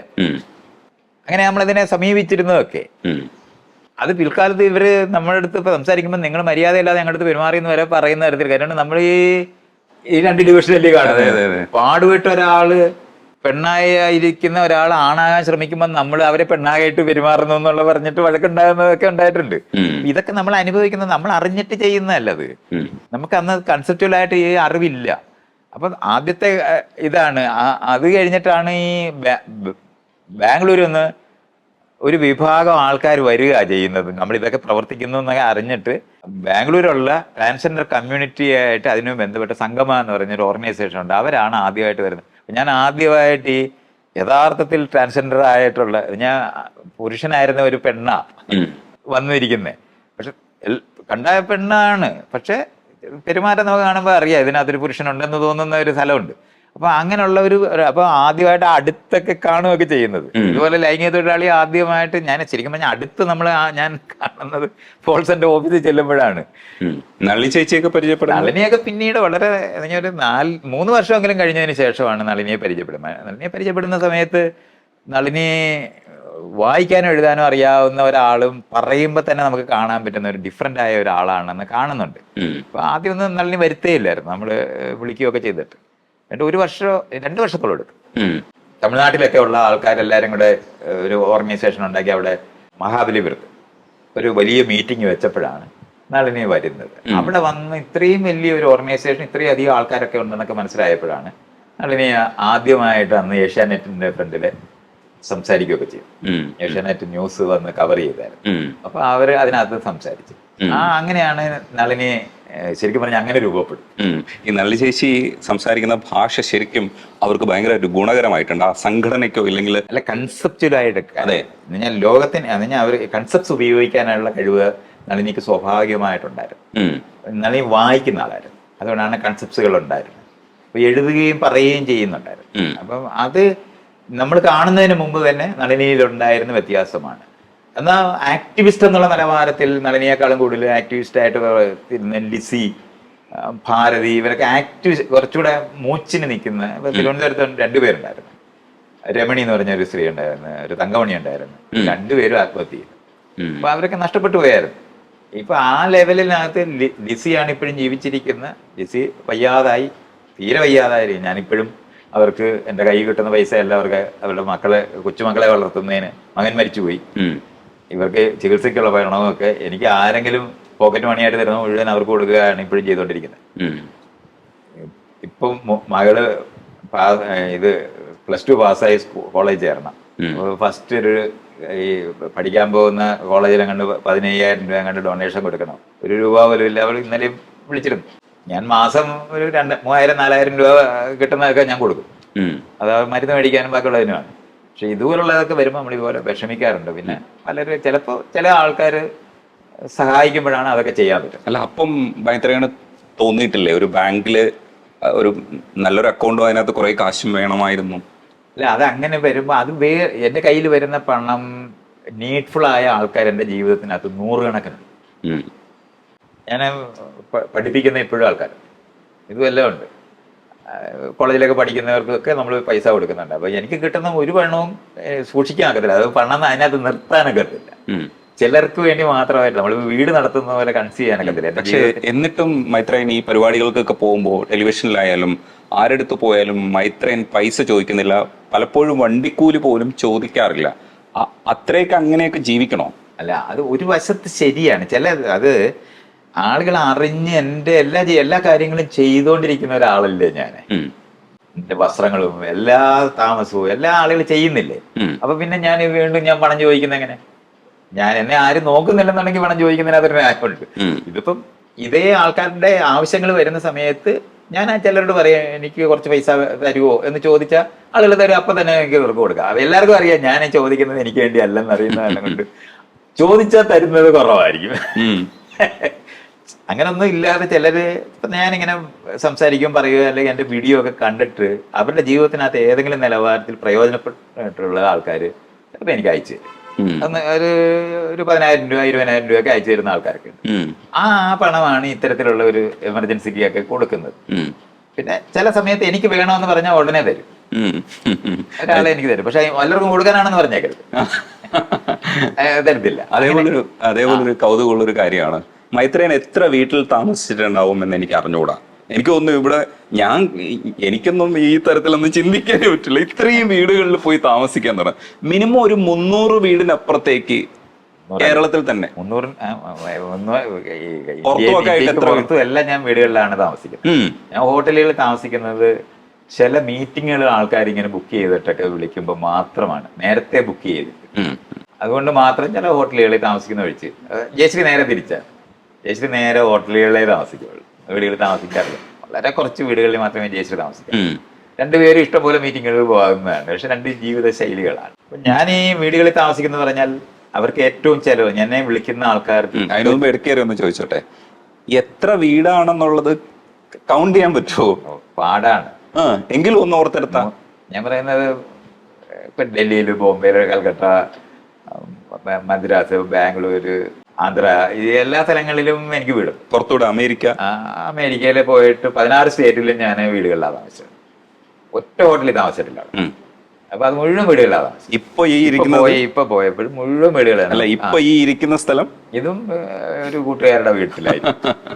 അപ്പൊ അങ്ങനെ അത് എന്നോട് സമയം ചെലവഴിക്കണമെന്ന് ആഗ്രഹിക്കുന്ന ആൾക്കാരാണ് എന്നെ ഓരോ വീടുകൾ. അപ്പൊ ഞാൻ ഒരു 300-നും 500-നും ഇടയ്ക്ക് ആയിരിക്കും ഇപ്പം നാട്ടിൽ ഉണ്ടാകുന്ന വീടുകൾ.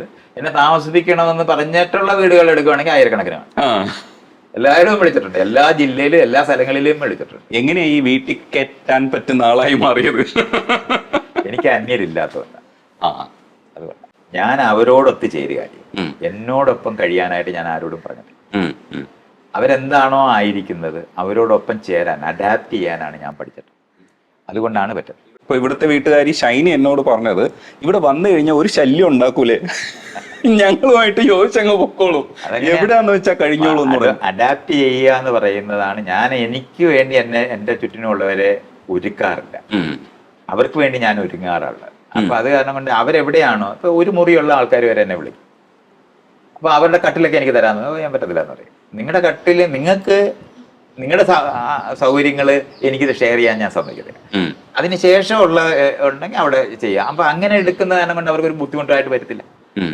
മറ്റേ അല്ലെങ്കിൽ ഗസ്റ്റ് പോയതിന് ശേഷം മാത്രമേ ഒരാൾക്ക് സ്വാതന്ത്ര്യം അനുഭവിക്കാം. ശ്വാസം വിടും, ശ്വാസം വിടും, അയാളൊന്ന് പോയാലേ പറ്റത്തുള്ളൂ. ഇതങ്ങനെയല്ല, നമ്മൾ അവരോടൊപ്പം ചേരുന്നതുകൊണ്ട് അവരുടെ ജീവിതത്തിനകത്തുണ്ടായിരിക്കുന്ന ഒരു സൗകര്യത്തിനും തടസ്സം വരാതെ ഏറ്റവും മിനിമം ആയിട്ട് എങ്ങനെ ഇരിക്കാൻ പറ്റും എന്നുള്ളതാണ് ഞാൻ റിസർച്ച് ചെയ്തിട്ട് ജീവിക്കുന്നത്. പക്ഷെ ഞങ്ങൾ വന്ന് കുളമാക്കിയിട്ടുണ്ട് ഇവിടെ ക്യാമറയൊക്കെ വെച്ച്, ലൈറ്റൊക്കെ. അതിപ്പോ ആദ്യമായിട്ടാണ് ഇത്രയും ഡാമേജിങ് ആയ ഒരു സ്ഥലം വിളിച്ചു വരുത്തേണ്ടായിരുന്നു യുവമാരെ. അപ്സ്റ്റെയറിൽ ഞാൻ സാധാരണ ഇത് എനിക്ക് ആദ്യത്തെ തവണയാണ് ഇപ്പൊ ഇത്രയും. മറ്റതെല്ലാം അവരുടെ പൊതുജീവിതത്തിന് തടസ്സം വരാതെ ഉള്ള കോർണറിൽ പോവുക എന്നുള്ളതാണ്. മിക്കവാറും ടെറസിന്റെ മേളിൽ പോവുക എന്നൊക്കെയുള്ളതാണ് ചെയ്യുന്നത്. ഞാൻ വന്നിട്ടുള്ള 1-2 സ്ഥലങ്ങളിൽ വരുന്നതിന് മുമ്പ് തന്നെ നിങ്ങൾ ഇവിടെ അങ്ങ് ആരംഭിച്ചു എന്നുള്ളതാണ്. ഞാനത് ഞാനിത് സത്യത്തിൽ സമ്മതിക്കത്തില്ല, അതിക്രമിച്ച് കടന്നതാണ്. ഇപ്പൊ പിന്നെ അത് പക്ഷെ ഷൈനിക്ക് രജനീഷിന് ഇഷ്ടമായതുകൊണ്ടാണ്, സഹിക്കും, അതുകൊണ്ടാണ് അത് സംഭവിച്ചത്. അതെ, അത് അങ്ങനെ എന്നോട് നിങ്ങൾ ഇന്റർവ്യൂ ചെയ്യുന്നതല്ല, നിങ്ങളെ ഒരു ഇന്റർവ്യൂർ എന്നുള്ള നിലവാരത്തിൽ അവര് ഇഷ്ടപ്പെടുന്നത് കൊണ്ടും കൂടെ ആണ് അത് സംഭവിച്ചത്. അത് ഭാഗ്യം. അത് അങ്ങനെ തന്നെയാണ്. മൈത്ര, 1-2 ഫോട്ടോകളിലൂടെ നമുക്ക് പോകാനുണ്ട്. എനിക്ക് ഭയങ്കര കൗതുകമുള്ള ഒന്നാണ്, ഫോട്ടോഗ്രാഫർ ആയിരുന്നു എന്നുള്ളത് പലർക്കും അറിയില്ല. ഞാൻ സത്യത്തിൽ ഫോട്ടോഗ്രാഫർ ആണോന്ന് എനിക്കറിയില്ല. ഫോട്ടോ എടുക്കുമായിരുന്നു, ഞാൻ ഫോട്ടോ എടുക്കുമായിരുന്നു, കയ്യിലൊരു ക്യാമറ ഉണ്ട്. കുട്ടിക്കാലത്ത് ഞാനൊരു BA പഠിക്കുമ്പം എന്റെ ഓസ്ട്രേലിയയിലുള്ള ചേട്ടനെ കൊണ്ടുവന്നൊരു ക്യാമറ തന്നപ്പോ തൊട്ടാണ് ഞാൻ പടം എടുക്കാനാണ്. പക്ഷെ അന്ന് ഫിൽമാണ്. അപ്പം അത് വാങ്ങാനായിട്ട് ഇപ്പം അച്ഛൻ തരുന്ന ഒരു പോക്കറ്റ് മണിക്ക് ഫിലിം മേടിച്ചിട്ട് അത് പ്രോസസ്സ് ചെയ്യാൻ പറ്റത്തില്ല, നമുക്ക് കുഴഞ്ഞു പോകും. അപ്പൊ അത് കാരണം കൊണ്ട് ജ്യേഷ്ഠൻ തന്നെ കുറേ ഫിലിം ഒരു കളക്ഷൻ ഇങ്ങനെ കൊണ്ടുവന്നിട്ട് അവിടുത്തെ ഫ്രിഡ്ജിൽ വെക്കും. അതിങ്ങനെ കട്ട് ഫിലിം എന്ന് പറഞ്ഞിട്ടാണ്, അത് വെച്ചിട്ടായിരുന്നു പടം എടുക്കുന്നത്. അപ്പൊ അതിന്റെ പ്രോസസ്സിങ് ബോംബെയിലാണ് ചെയ്തത്. അപ്പൊ അതിങ്ങനെ, പക്ഷെ അപ്പോഴും കുറച്ച് പടമേ അവിടെ എടുക്കാനൊക്കെ നമ്മൾ എത്ര വിചാരിച്ചാലും. അത് കഴിഞ്ഞിട്ട് ഞാൻ എന്റെ ക്യാമറയും കൊണ്ടാണ് ഗുരുകുലത്തിൽ പോകുന്നത്. ആദ്യം പോകുമ്പോൾ ഞാൻ ക്യാമറയൊക്കെ കൊണ്ടുപോകുന്നുണ്ട്. എനിക്ക് ഗുരുകുലത്തിൽ പോകുക എന്ന് പറയുന്ന കൺസെപ്റ്റിലല്ല ഞാൻ പോകുന്നത്, ഞാൻ യൂണിവേഴ്സിറ്റി പോകുന്ന കൺസെപ്റ്റിലാണ് പോകുന്നത്. പക്ഷെ അവിടെ ചെന്നപ്പോഴാണ് ഇതൊന്നും നടക്കത്തില്ല, എനിക്ക് പണമില്ല, അതൊക്കെ തീർന്നു പോയി. അങ്ങനെ അവിടെ വെച്ച് പടം എടുക്കുന്നതെന്ന് പറയുന്നത് യതിയുടെ ക്യാമറ വെച്ച് 1-2 പടമൊക്കെ എടുത്തിട്ടുണ്ടെന്നുള്ള, അല്ലാതെ ശരിക്കും പറഞ്ഞ പടം എടുത്തിട്ടില്ല.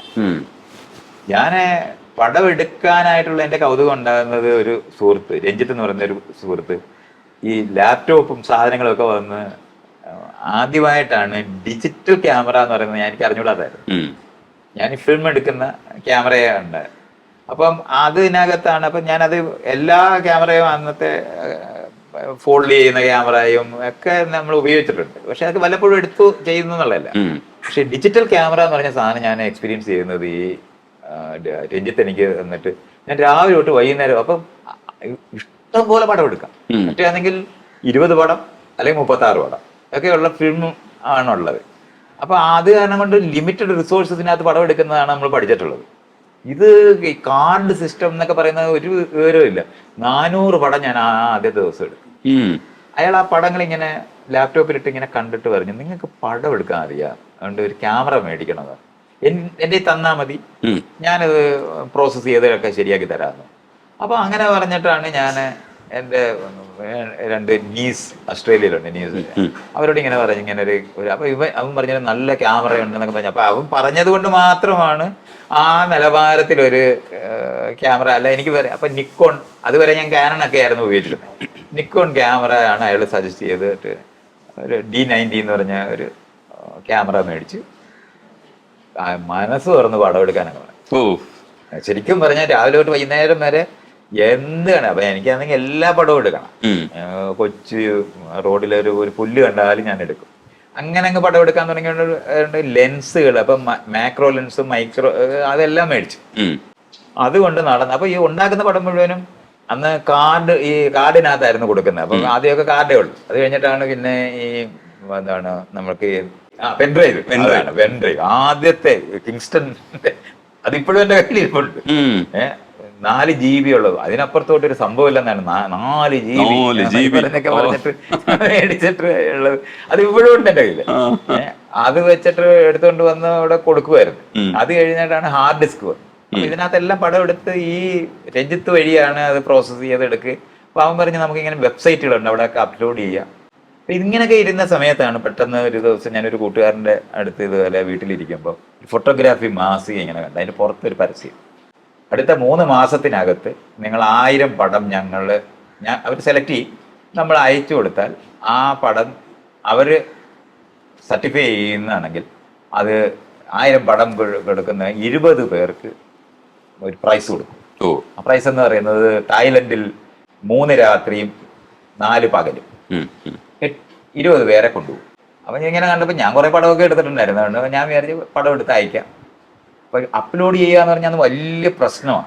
കാരണം ഈ ഡേറ്റ എന്ന് പറയുന്നതൊക്കെ വലിയ നല്ല പാടി. മാത്രമല്ല ഇത് മുഴുവനും ടാഗ് ചെയ്യാനായിട്ട് പറ്റുന്ന ഇതിനകത്ത് ഇതൊക്കെ എന്ത് തരത്തിലെ പടമാണെന്ന് പറയുക, ഇങ്ങനെയൊക്കെ ഉണ്ട്.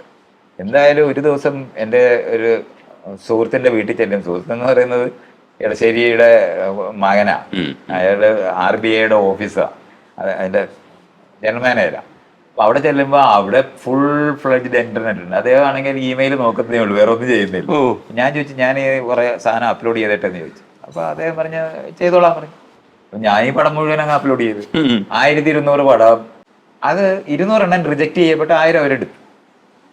ആ 200 റിജക്ട് ചെയ്തത് എന്താണെന്ന് ഞാൻ കണ്ട് മനസ്സിലാക്കി. ഇവര് ഈ ഇപ്പൊ നമ്മളൊരു കാറിന്റെ പടം എടുത്ത നമ്പർ ഉണ്ടെന്നുണ്ടെങ്കിൽ ആ ഉടമസ്ഥന്റെ ഇത് വേണം. ഒരു വീടിന്റെ പടം എടുത്താൽ ഇവരുടെ ഉടമസ്ഥന്റെ അനുവാദം വേണം. ഒരു മനുഷ്യന്റെ പടം എടുത്താൽ അവരുടെ അനുവാദം വേണം.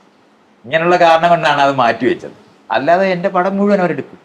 എന്നിട്ട് സെലക്ഷൻ കിട്ടി വരുമ്പോ 8 പേരേ ഉള്ളൂ.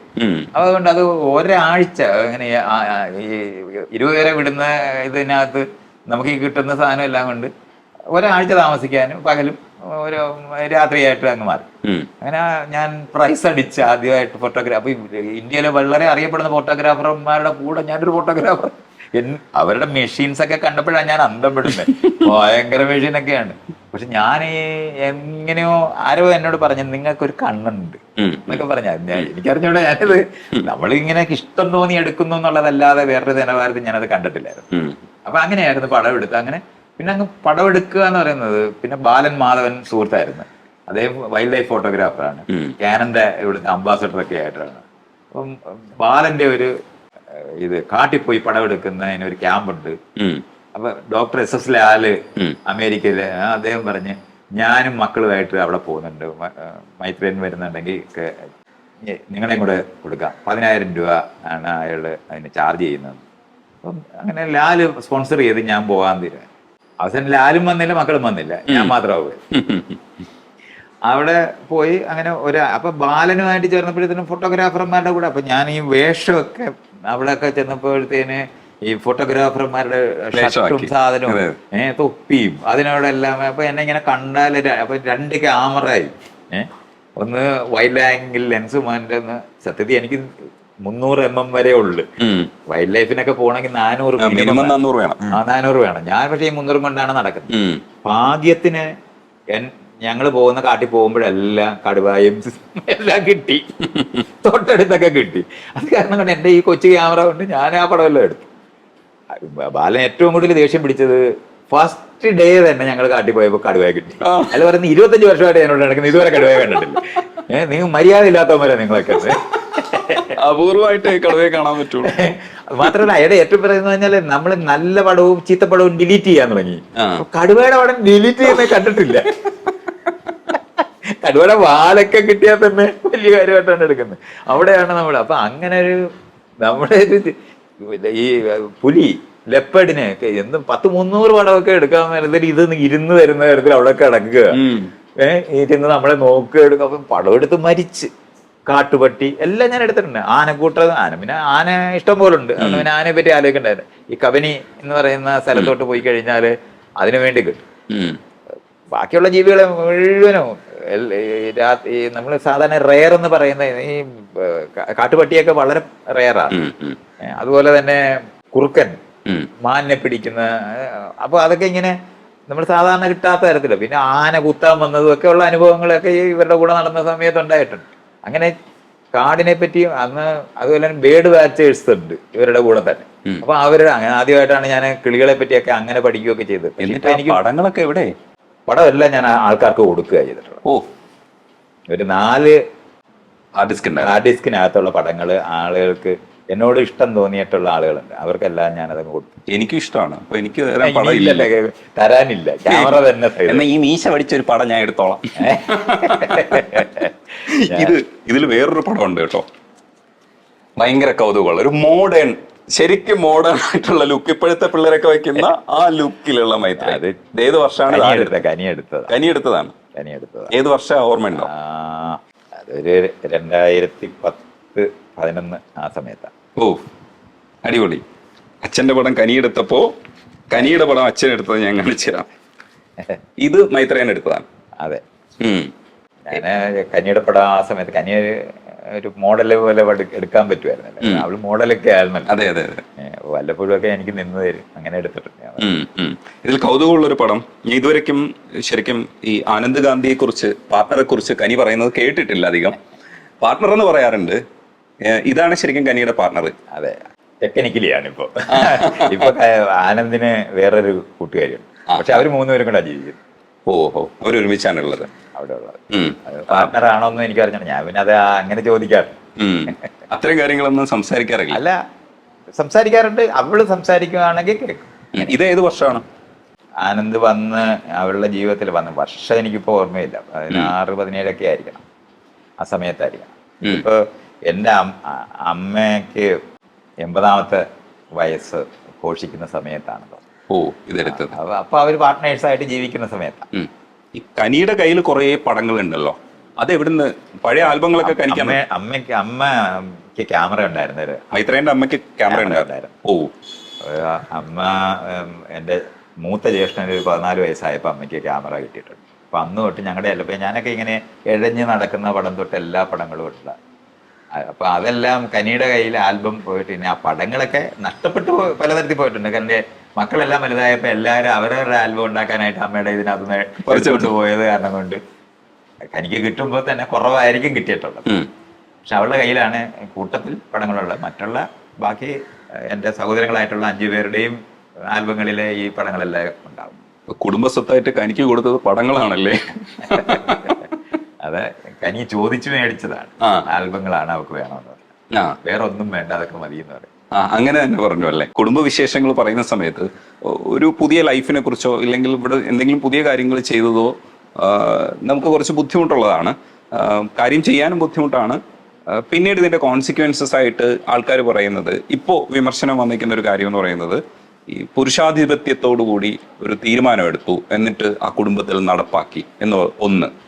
ഇവർക്ക് രണ്ടുപേർക്കും ഉള്ള സെന്റിമെന്റ്സ്, ചില കാര്യങ്ങളിലൊക്കെ നമ്മൾ പരസ്പരം പറയുന്ന ചില കാര്യങ്ങളൊക്കെ ഉണ്ട്. പിണക്കമായിരിക്കാം, ചിലപ്പോൾ ആ സമയത്ത് അതേ നടക്കുള്ളായിരിക്കും. ഇംപ്ലിമെന്റേഷൻ ലെവലിൽ ചിലപ്പോൾ ചില പാളിച്ചകളൊക്കെ വന്നിട്ടുണ്ടാവും.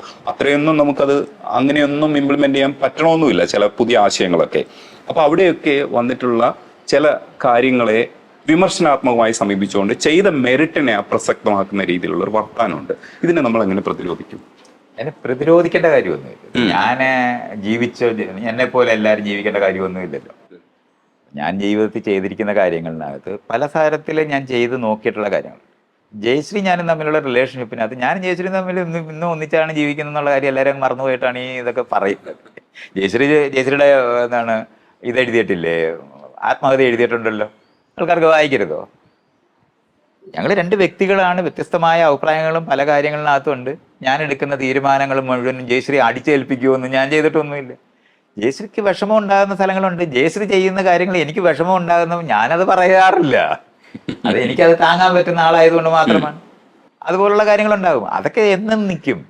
രണ്ടുപേരുള്ള വീടിനകത്ത് വ്യത്യസ്തമായ അനുഭവങ്ങളൊക്കെ ഉണ്ടാവും, അത്രേ ഉള്ളൂ. ഞങ്ങൾ രണ്ടുപേരും ഇപ്പം ജയശ്രീ എൻ്റെ വീട്ടിലേക്ക് ഞാൻ ചെല്ലരുതെന്ന് ജയശ്രീ പറയുന്ന ദിവസമാണ് നിങ്ങൾക്ക് ഇതൊക്കെ പറയാനുള്ള അവകാശം സത്യത്തിലുള്ളത്. അതല്ലൊക്കെ എന്ത് പറയുന്നത്? ബാക്കിയൊക്കെ എല്ലാ വീട്ടിനകത്തും നിങ്ങളെല്ലാവരും ജീവിക്കുന്ന സമയത്ത് അഭിപ്രായ വ്യത്യാസം ഉണ്ടാകും, വിഷമിക്കുകയൊക്കെ ചെയ്യുന്നത്. അല്ലാതെ ലോകത്ത് എവിടെയാണോ ഉള്ളത്? കുട്ടികളെ സ്കൂളിലേക്ക് കൊണ്ടുപോകുന്ന കുഞ്ഞിനെ വലിച്ചോണ്ട് പോകുന്ന വീടുകളാണ് കൂടുതൽ. നഴ്സറി ക്ലാസ്സിനകത്ത് തൊട്ട് കരയത്തില്ലേ? ഈ കരയുന്ന കണ്ടിട്ട് മര്യാദകരായിട്ട് അമ്മയും അച്ഛനും പെരുമാറി എന്നുള്ള ആരും മിണ്ടുന്നില്ലല്ലോ. നമ്മൾ ഏത് തീരുമാനം എടുക്കുമ്പോഴും ആ തീരുമാനം മറ്റൊരാൾക്ക് വേദനയൊക്കെ ഉണ്ടാക്കുന്നുണ്ടാവും. പക്ഷെ വളരെ ജനാധിപത്യ വിരുദ്ധമായിട്ടുള്ളതൊന്നും ചെയ്തിട്ടൊന്നുമില്ല. അത് അങ്ങനെയാണെങ്കിൽ ഞാൻ ചെയ്തിട്ടുണ്ടെന്നുണ്ടെങ്കിൽ ജയശ്രീ തന്നെ എന്തിനാണ് എൻ്റെ ഒരു ആവശ്യവും ഇല്ലാത്ത ഒരാളല്ലേ ഞാൻ ആ നിലവാരത്തിൽ സ്വന്തമായിട്ട് വരുമാനമുള്ള ആള് ഒക്കെ ആയിട്ട് ജയശ്രീ എന്താ കളയാത്തതെന്ന് നിങ്ങളെ ചോദിച്ചു നോക്കണം. ജയശ്രീയോട് ചോദിക്കേണ്ട അങ്ങനെയാണ്. ഇങ്ങനെ മര്യാദകളായിട്ട് പെരുമാറിയ ആളിനെ എന്തിനാണ് അവരുടെ വീട്ടിലേക്ക് വീണ്ടും വരുത്തുന്നത്? ചെലവ് കൊടുത്തിട്ട് ജയശ്രീ ഇതുവരെ ആളുകളെല്ലാം വിചാരിക്കുന്നത് ജയശ്രീ എനിക്ക് എന്താണ് ജയശ്രീയുടെ വരുമാനത്തിൽ ജീവിക്കുന്നു എന്നൊക്കെ ആൾക്കാർ ഇങ്ങനെ പറയുകയെ. ഞങ്ങൾ ഒന്നിച്ച് ജീവിക്കുന്ന സമയത്ത് വീടിന്റെ വാടക അല്ലാതെ ₹1 ജയശ്രീ കൂടുതൽ തന്നിട്ടില്ല. വണ്ടിക്കൂലി തരാത്ത ഏക വീട് ജയശ്രീയുടെ വീടാണ്. ചെന്ന വണ്ടിക്കൂലി പോലും കിട്ടൂല ഇതുവരെ. അവിടെ ചെന്ന ഭക്ഷണം ഉണ്ട്, കിടക്കാൻ സ്ഥലവും. വണ്ടിക്കൂലി ഇതുവരെ ജയശ്രീ ഒറ്റ തവണ തന്നിട്ടുള്ളൂ. അത് തന്നു കഴിഞ്ഞാൽ വേറെ എന്തിനു തന്നപ്പോ ബാക്കി അത് വെച്ചോളാൻ പറഞ്ഞു. ഇതാണ് ഇതുവരെ ഉള്ളത്. ആളുകൾ ഇങ്ങനെ പറയുന്ന ജയശ്രീയുടെ ചെലവിൽ ഞാൻ കഴിയുന്ന ഒരു കാലത്തും ജീവിച്ചിട്ടുണ്ട്.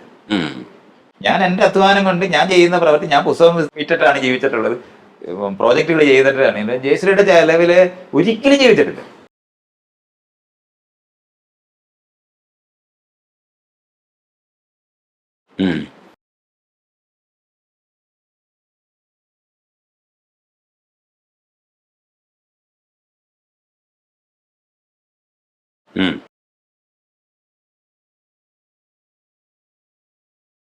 പക്ഷെ അത് സംബന്ധിച്ച് ചെറിയൊരു കോൺട്രഡിക്ഷൻ ഉള്ളത് ഈ ഇന്റർവ്യൂവിനകത്ത് മൈത്രേയൻ പറയുന്നുണ്ട് കുടുംബം പിരിച്ചുവിട്ടു എന്നുള്ള അർത്ഥത്തിൽ തന്നെയാണ് മൈത്രേയന്റെ സെന്റൻസ് ആയിട്ട് ഇതിനകത്ത് എഴുതിയിരിക്കുന്നത്. ഞാൻ പറഞ്ഞില്ലേ, അത് ഇതിനകത്ത് എഴുതുന്ന ആളുകള് ഈ പത്രസമ്മേളനത്തിന് 2 കുറിപ്പടി ഞാൻ കൊടുത്തിട്ടുണ്ട്. അത് ഇപ്പോഴും ഉണ്ട്, അത് ഇന്റർനെറ്റിനകത്ത് അതിനകത്ത് ഞാൻ ഒരിക്കലും ഈ ജയശ്രീയെ ഉപേക്ഷിക്കുന്ന കാര്യമോ അല്ലെങ്കിൽ കുടുംബം പിരിച്ചുവിടുന്ന കാര്യമോ ഒന്നും പറഞ്ഞില്ല. ഇത്രയും ചെയ്ത സ്ഥിതിക്ക് നിങ്ങളപ്പോ എന്താ വീട്ടിലെ കാര്യം എന്താണെന്ന് ചോദിച്ചു. എന്ന് ഇത് പത്രത്തിന് എൻ്റെ അടുത്ത് വന്ന് ചോദിച്ച ഒരാളോട് ഞാൻ പറഞ്ഞതാണ്.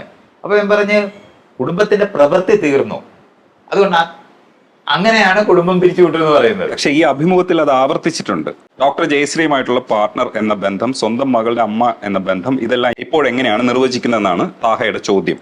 അപ്പോൾ കനിക്ക് 20 വയസ്സായപ്പോൾ സാമൂഹ്യ പ്രവർത്തനത്തിൽ നിന്ന് വിരമിക്കുന്നത് പോലെ തന്നെ കുടുംബം പിരിച്ചുവിട്ട് ഞാൻ ഇന്ന് ജീവിക്കുന്ന അവസ്ഥയിലേക്ക് മാറുകയാണ് ഉണ്ടായത്. ഇന്ന് ഞങ്ങൾ 3 പേരും ഏറ്റവും അടുത്ത 3 സുഹൃത്തുക്കൾ മാത്രമാണ്. അവരുടെ സ്വന്തം മേഖലകളിൽ സ്വതന്ത്ര വ്യക്തികളായി ജീവിക്കുന്നു. പരസ്പരം ആവശ്യമുള്ളപ്പോഴെല്ലാം ഒന്നിച്ചു കൂടുന്നു എന്ന മറുപടിയാണ്. അതാണ് കുടുംബം പിരിച്ചുവിട്ടെന്ന് പറഞ്ഞാൽ ആ പ്രവർത്തനം, ഞാൻ കുട്ടിയെ വളർത്തുന്ന പ്രവർത്തനത്തിൽ നിന്ന് പിരിഞ്ഞു ഞാൻ ജയശ്രീയെ ഉപേക്ഷിച്ചെന്നുള്ള വാക്ക് അതിനകത്ത് ഇല്ല. അത് ആളുകൾ ഗണിച്ചതാണ്. മനസ്സിലായി. അതാണ് ഞാൻ ഈ പറയുന്നത്. ജയശ്രീ വിഷമം അനുഭവിച്ചത് എനിക്ക് വേറൊരു പെൺകുട്ടിയോട് പ്രണയം ഉണ്ടായത് തന്നെയാണ്, അത് സത്യമാണ്. ആ വിഷമം ഏറ്റവും, കാരണം ജയശ്രീയെ ഒരു സമയത്ത് എന്റെ ജീവിതത്തിനകത്ത് ഇപ്പൊ ജയശ്രീയെ ഞാൻ താമസിക്കുന്നിടത്ത് വരുവാണെന്നുണ്ടെങ്കിൽ ജയശ്രീ ഒന്നാമത്തെ ആളായിട്ട് തന്നെയാണ് ജയശ്രീ അനുഭവിച്ചിട്ടുള്ളത്. ഒരിക്കലും രണ്ടാമതായിട്ട് ജയശ്രീ എന്തിനാണ് ഇങ്ങോട്ട് വന്നതെന്ന് ചോദിക്കുന്ന ഒരു ചോദ്യം ഒരു കാലം ഉണ്ടായിട്ടില്ല.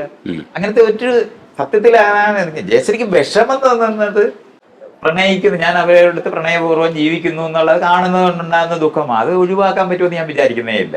അത് ലോകത്ത് ആര് വിചാരിച്ചാലും, അതിപ്പം കുടുംബത്തിനകത്തുനിന്ന് നമ്മൾ വരുമാനത്തിന് വേണ്ടി അന്യരാജ്യത്ത് ജോലിക്ക് പോവാണെന്ന് വെച്ചോ, പിരിഞ്ഞ വിഷമം ഉണ്ടാകത്തില്ലേ? ഗൾഫിൽ പോയ അവരെ പറ്റി വീട്ടിനകത്തിരുന്ന് കരയുന്ന ഭാര്യമാരില്ലേ? അങ്ങനെ അനുഭവിക്കുന്ന ഒരു ദുഃഖം ഒഴിവാക്കിക്കൊണ്ട് ആ ജോലി എങ്ങനെ ചെയ്യും? അയാൾ മര്യാദകേടായിട്ട് പെരുമാറുകയാണ് ഗൾഫിൽ പോയി എന്ന് പറയുമോ നിങ്ങൾ? പറയത്തില്ലല്ലോ. ഇതുപോലൊരു ദുഃഖം അനുഭവിക്കുന്നത് നമ്മുടെ ഈ ജീവിതത്തിനകത്ത് നമ്മൾ ഈ തരത്തിലുള്ള പ്രവർത്തികൾ ചെയ്യുന്ന സമയത്ത് മറ്റുള്ളവർക്ക് ഉണ്ടാവും. അത് വീട്ടിൽ നിന്ന് പഠിക്കാനൊരു കുട്ടി പോകുമ്പോഴും വീട്ടിലുള്ള അമ്മയ്ക്കും അച്ഛനും ദുഃഖം ഉണ്ടാവും. ഇത് ഒഴിവാക്കിക്കൊണ്ട് അങ്ങനത്തെ കാര്യങ്ങളൊന്നും ലോകത്ത് ചെയ്യാനൊക്കത്തില്ല. ഇതുപോലെ ഞാൻ ജയശ്രീയുടെ കൂടെ ജീവിക്കുമ്പോൾ ഞങ്ങൾ രണ്ട് തമ്മിൽ ഒന്നിച്ചുള്ള എല്ലാ കാര്യങ്ങളും പൂർത്തീകരിക്കപ്പെട്ടു പോയിട്ടുണ്ട്. പക്ഷെ ജയശ്രീക്ക് എന്നോട് പ്രണയമുണ്ട്. ആ പ്രണയം ഉള്ളത് കൊണ്ടാണ് ഞാൻ വേറൊരാളെ പ്രണയിച്ചപ്പോൾ ദുഃഖിച്ചത്. ആ ദുഃഖം ഉള്ളതാണ്. അത് ഞാനിപ്പോ എനിക്ക് പ്രണയം വേറൊരാളോട് ഉണ്ടാകണ്ട എന്ന് പറയുന്നത് മനുഷ്യരോട് പ്രണയം തോന്നി. ഞാൻ ഈ എന്റെ പ്രവൃത്തി എന്നാൽ ഞാനും ജയശ്രീയും കൂടെ ചേർന്ന് ചെയ്യുന്ന പ്രവൃത്തി കുഞ്ഞിനെ വളർത്തുന്നത് ഫുൾഫിൽ ചെയ്തിട്ടാണ് അത് നടത്തുന്നതെങ്കിലും ആളുകൾ അറിയേണ്ടതുണ്ട്. ഉത്തരവാദിരഹിതമായിട്ടല്ല അത് ചെയ്തിട്ടുള്ളത്. മറ്റൊരാളോട് പ്രണയിക്കാനുള്ള അവകാശമുള്ളത് സംരക്ഷിക്കപ്പെട്ടതേ ഉള്ളൂ. ജയശ്രീ പ്രണയിക്കുമ്പോൾ പ്രണയിക്കേണ്ടെന്ന് ഞാൻ പറഞ്ഞിട്ടുമില്ല. അത്രേ കാര്യമേ ഉള്ളൂ. അല്ലാതെ അത് ഭയങ്കര ഭീകരമായ ഒരു പ്രവൃത്തിയായിട്ടൊന്നും ആളുകൾ കാരണം എന്നെ റിഡിക്യൂൾ ചെയ്യാൻ വേണ്ടി അത് ഉപയോഗിക്കാം എന്നുള്ളതല്ലാതെ സത്യസന്ധമല്ല. സത്യസന്ധമായിട്ടാണ് അവരത് പറയുന്നതെന്നുണ്ടെങ്കിൽ ജയശ്രീ എന്തുകൊണ്ടാണ് എന്നെ ഇപ്പോഴും ആ വീട്ടിൽ കയറ്റുന്നതെന്ന് അവർ ഉത്തരം പറയാൻ ബാധ്യത. കാരണം ഒരു തരത്തിലും ഡിപ്പെൻഡന്റ് ആയിട്ടുള്ള രണ്ടുപേരല്ല. അതുകൊണ്ടാണ് ഞാനത് പറയുന്നത്. എനിക്ക് അതിനകത്ത് നല്ല കോൺഫിഡൻസോടെ പറയാനൊക്കും. പ്രണയിച്ചു എന്ന് പറയുന്നത് വേറൊരാളെ പ്രണയിച്ചു എന്ന് പറയുന്നത് ജയശ്രീക്ക് ഉണ്ടായ ദുഃഖം ജയശ്രീയുടെ സ്വന്തം ദുഃഖമാണ്. ഇപ്പൊ ഇത് ഒരാൾ മരിച്ചുപോയി, മരിച്ച ആൾ ബാക്കിയുള്ളവരെ മുഴുവൻ ദുഃഖിപ്പിച്ചില്ല, അവൻ മരിച്ചത് മര്യാദകളാണ് എന്ന് ഒരാൾ പറഞ്ഞാൽ അതിനെ പരിഹരിക്കണം നോക്കത്തില്ല. നമ്മുടെ എല്ലാ മരണവും മറ്റുള്ളവർക്ക് ദുഃഖം ഉണ്ടാക്കും. അവിടെ മരിക്കാൻ പറ്റത്തില്ല എന്ന് പറഞ്ഞാൽ ഒരാൾ വിമർശിക്കാനായിട്ട് നമ്മൾ മരിച്ചവരോട് ചോദിക്കാൻ പറ്റാത്തതുകൊണ്ടാണല്ലോ അയാൾ മര്യാദയായിട്ട് പെരുമാറിയെന്ന് പറയാത്തത്. ഇപ്പൊ ഞാൻ ജീവനോട് ഇരിക്കുന്നതുകൊണ്ടാണല്ലോ ആ ചോദ്യം വരുന്നത്. അല്ലാതെ ഇല്ല, അത് സത്യമല്ല ഞാൻ പറയുന്നത്. ആ ലെവലിൽ സത്യമല്ല. അല്ലാതെ ജയശ്രീയെ വേദനിപ്പിക്കുന്ന നിലവാരത്തിൽ ജയശ്രീയോട് പെരുമാറുക ഒന്നും ഒരിക്കലും ചെയ്തിട്ടില്ല. ജയശ്രീയെ രണ്ടാം തരമായിട്ട് കാണുന്ന നിലവാരത്തിൽ നിങ്ങൾ ഇവിടെ കടന്നു വരരുതെന്ന് പറയുന്ന ഒരു വാക്ക് ഉപയോഗിച്ചിട്ടില്ല. ജയശ്രീ എന്നും ഒന്നാമതായിട്ട് തന്നെയാണ് എൻ്റെ കൂടെ ജീവിച്ചിട്ടുള്ളത്. അത് ഞാൻ ഈ പെൺകുട്ടിയോടൊത്ത് ജീവിക്കുന്ന സ്ഥലത്ത് ജയശ്രീ വരുമ്പോൾ ജയശ്രീയോടൊത്താണ് ജീവിച്ചിട്ടുള്ളത്. ആ സമയത്ത് ആ പെൺകുട്ടിയായിരിക്കും അനുഭവിച്ചിട്ടുള്ളത് അവള് രണ്ടാമതായിട്ട്. പക്ഷെ അത് അവള് കടന്നു വരുമ്പോൾ ഞങ്ങൾ രണ്ടുപേരും കൂടെ ഉള്ള വീട്ടിലേക്ക് തന്നെയാണല്ലോ കടന്നു വന്നത്. അതാണ് അവൾക്ക് അത് അറിയാവുന്ന കാര്യമാണ്. അല്ലാതെ ഞാൻ അവളെ റിജക്ട് ചെയ്യുന്നതല്ലെന്നറിയുന്നു. ഒരു സമയത്ത് നമുക്ക് രണ്ടിടത്ത് ഇരിക്കാൻ പറ്റാത്തതുകൊണ്ട് ഫിസിക്കലി സാധ്യമല്ലാത്തതുകൊണ്ട് മാത്രം ഉണ്ടായ നീതികേടേ ഉള്ളൂ, അല്ലാതില്ല. അല്ലാതെ എന്റെ പെരുമാറ്റം കൊണ്ട് ആൾക്കാർക്ക് ദുഃഖം ഉണ്ടാക്കുന്ന തരത്തിൽ ഞാൻ ചെയ്തിട്ടില്ല. ഇത് ഭക്തി എടുത്ത പടമാണ്. അതെ, അത് ഭക്തി എടുത്ത പടമാണ്. ഭക്തിയായിരുന്നു ആ സമയത്ത് ഈ ലവ് സ്റ്റോറിയിലെ ഒരാള്. ഈ മൈത്രേയൻ പല വീടുകളിൽ പോയി താമസിക്കുന്നു പറഞ്ഞപ്പോൾ അമേരിക്കയിൽ ഇപ്പൊ 20 വീടുകളിൽ 20 സ്റ്റേറ്റുകളിൽ പോയിട്ട് താമസിച്ചു. അമേരിക്കയിൽ 16 സ്റ്റേറ്റുകളിൽ പോയി താമസിച്ച മൈത്രേയൻ പക്ഷെ ഇവിടെ നമ്മളൊരു 250 വീട്ടിൽ താമസിക്കുക എന്ന് പറയുന്നത് ചെറിയ പ്രവൃത്തിയല്ല. ഒന്ന് ഈ അവരുമായിട്ട് സിങ്ക് ആവുമെങ്കിലും നമ്മുടെ കൾച്ചറൽ വാല്യൂസും നമ്മുടെ ഓപ്പൺനെസ്സും ഒക്കെ വേറെ അർത്ഥത്തിലാണ്. അപ്പൊ അങ്ങനെയുള്ള ആൾക്കാരെ വിളിക്കുള്ളൂ. പക്ഷേ മൈത്രേയന്റെ ഇന്നത്തെ വർത്താനത്തിന് പോലും ആക്സെപ്റ്റൻസ് ഇല്ലാത്തൊരു കേരളത്തില്, ആക്സെപ്റ്റൻസ് കുറവായിട്ടുള്ള കേരളത്തിൽ ആക്സെപ്റ്റൻസ് ഇപ്പൊ കൂടി വരുന്നുണ്ട്. മൈത്രേയൻ വർത്താനം പറഞ്ഞു ഇപ്പൊ എല്ലാ ചാനലിലും മൈത്രേയന്റെ വർത്താനമുണ്ട്. ഒരു ദിവസം ഒരു ചാനലെങ്കിലും ഇത് കാണിക്കാത്ത ദിവസം ഇല്ല എന്നുള്ളതാണ്. അത്തരത്തിൽ അതിനൊരു പെനിട്രേഷൻ കിട്ടിയിട്ടുണ്ട്. പക്ഷെ അങ്ങനെയൊന്നും ഇല്ലാതിരുന്ന ഒരു കാലഘട്ടത്തിൽ ഒരു 20 വർഷം മുമ്പെങ്കിലും ആയിരിക്കുമല്ലോ ഈ പ്രവൃത്തി തുടങ്ങിയത്.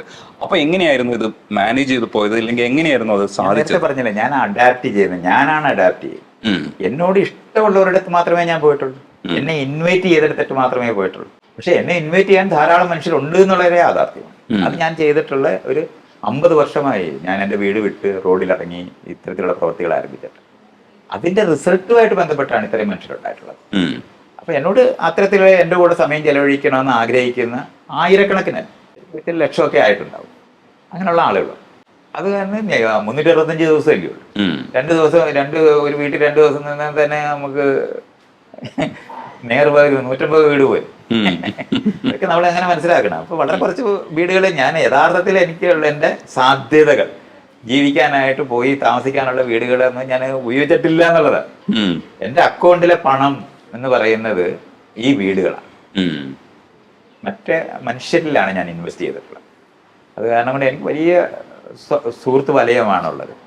അവരാർക്കും എന്നെ വേണ്ടാന്ന് പറയുന്ന ദിവസം മാത്രമേ ഞാൻ ഇങ്ങനെ വഴിയാധാരമാകുള്ളൂ.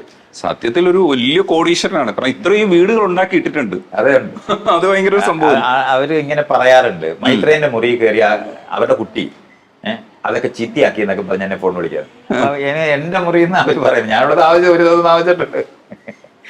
അങ്ങനത്തെ കുട്ടികൾ ഇഷ്ടം പോലുള്ള ഒരാളാണ്. ഓ, അതൊരു ഭയങ്കര സ്നേഹവും സമ്പാദ്യവും അല്ലേ? ആണ്. ഞാൻ എന്റെ അത്രയും ധനമുള്ള ഒരാളുണ്ടെന്ന് വിചാരിക്കുന്നില്ല. എന്റെ അത്രയും സ്വാതന്ത്ര്യവും സന്തോഷമുള്ള ഒരാൾ ഉണ്ടെന്ന് ഞാൻ വിചാരിക്കുന്നില്ല. ആളുകളെ അറിവിനെ എനിക്ക് വലിയ വിവരമാണെന്ന് പറയുന്നതല്ലേ, ഇങ്ങനെയും കൂടെ ഉണ്ട്. ഉം. എൻ്റെ അത്രയും സ്വാതന്ത്ര്യവും സന്തോഷമുള്ളവരെ ഞാൻ കണ്ടിട്ടില്ല. ഉം.